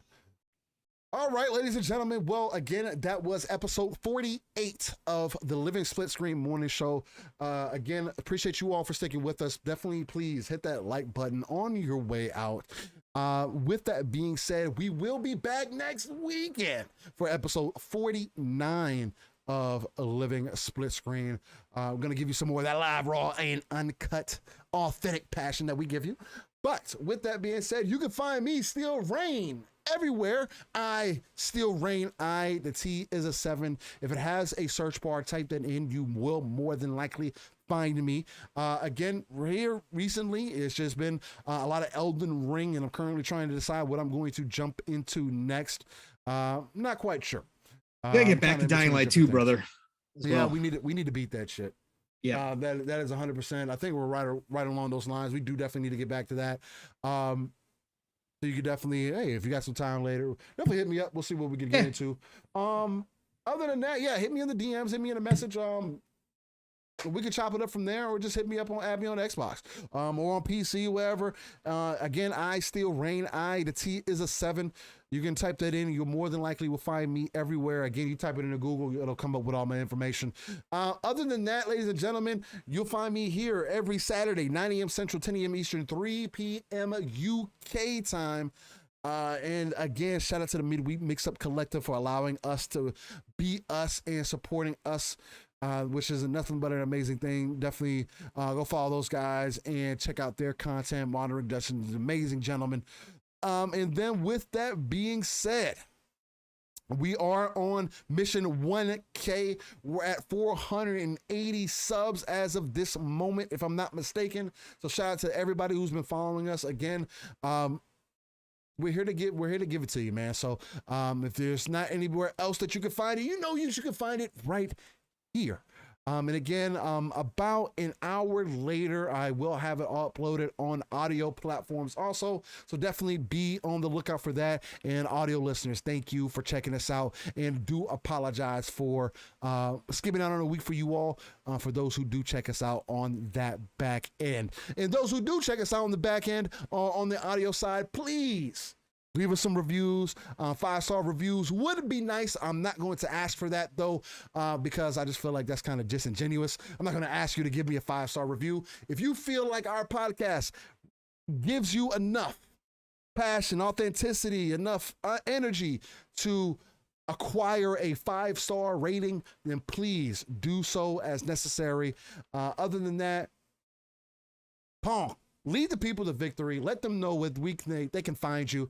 And yeah, man, it was an awesome time to have you again here. Again, this kind of just leads the ball into the week, into the weekend, and always gets me excited. So heck yeah, man. Like we say, this feels like a workout in the best possible way. I come out of this energized. Missed it last week and missed you, brother. Missed the chat. Thank you all for coming back and seeing us today. Again, news hasn't been the most thrilling, but there's been a lot of it and a lot of cool stuff out there. But I know, again, we go through the ebbs and flows just like everybody else with the news cycle. We're approaching summertime where things really ramp up around E3. Can't wait for that. Steel and I are going to have some big shows, probably some mashups. Again, sure, likely we'll be seeing us around that time over on Fun Speculations channel as well, doing some team ups, because that's what we do. But it's getting exciting, but this is the golden age and there's still so much coming out. So hyped for Tiny Tina's next week. And obviously Crusader Kings the following week, man. You're going to be hearing a lot from me on those two games for sure. But man, this was a great show. Thank you for being here. Nothing but love and respect for coming out and supporting us on our mission to 1K, like Steel talks about, like I've talked about. Wish we could do more on a weekly basis, but this is our one chance. This is our one spot. That's why you get 3+ hours, because Steel and I come here ready to talk with that passion and that love for this industry. So thank you for joining us in that each and every week. Look, Pong Soul, Xbox, Twitter, follow me. I am personally approaching 2,500 followers on Twitter, which is absolutely insane. Never thought when I jumped in this community, a year and a half ago, whatever it's been now, that I would even be close to that. It's been a crazy run. Hope to continue it. Want to keep going here. So follow me. I'll follow you back for sure. I'm not around as much as I used to be because real life sucks, but you got to pay those bills. So therefore it's taken over more like the old days pre-pandemic. But follow me. I will follow you back. And I do retweet a lot of stuff and tweet out stuff as I can. So follow me there. Otherwise, tonight, the Shop Podcast, PTK Blam's channel. Please go check out PTK Blam's channel. Again, I can't promote his stuff enough. He's been doing it for 5+ years. He doesn't get to put out a lot of content. He does one show each week as well, but we have a great time over there. Tonight, it's going to be PTK. It's going to be Fuzzy. It's going to be myself. And then, of course, brother from another, Psychonauts, is going to be there joining us as well. So it's going to be a fun show. Yeah, it's a great way to end your Saturday nights. 8 p.m. Eastern, 7 o'clock Central Time, the Shop Podcast. Come in, check it out. I know you'll like it. We have a good time over there. And then Tuesdays, Xbox Factor Podcast, Mr. Boomstick, one of the best in the business. Double Barrel Gaming is his channel. I'm sure you all know it by now. Join it for all things Xbox on Tuesday afternoons, 12 p.m. Eastern, 11 o'clock Central Time. You know you're going to get the good talk over there. Me, when I'm available, Mav, when he's available, Archimedes, when he's available, Mr. Joanna Dark is there. VJ is now a part of that, along with Mr. Boomstick. So join us every Tuesday, 12 p.m. Eastern, 11 o'clock Central Time. Thursdays, PM in the PM. Most of the time, a two-man show just like this, Pong and Mav on the PM over on Fun Speculations channel. Join us there. We will deep dive some topics for you. Mav and I have a good time. Mav has been ultra busy as well with real life. He hasn't been gaming as much, so we missed a whole week of shows because of that. But guess what? We're back on schedule again. He thinks he's got it worked out. So PM in the PM, 7 p.m. Eastern, 6 o'clock Central Time. Be there. It's always a great night. And then Fridays, Xbox Ultimate, Fun Speculations channel, 9 p.m. Eastern, 8 o'clock Central Time. I've been getting there late each and every week because I have to work later on Friday nights. So, but I will be there. It's a great time. The Great 8, depending on how many of us can show up, but we always have a great show for you Friday nights, 9 p.m. Eastern, 8 o'clock Central Time. Otherwise, it is the golden age of gaming, people. Get out there, play what you love what you play, and I'm going to talk to you all real soon. Thank you for being here. Nothing but love and respect to all of you. Facts.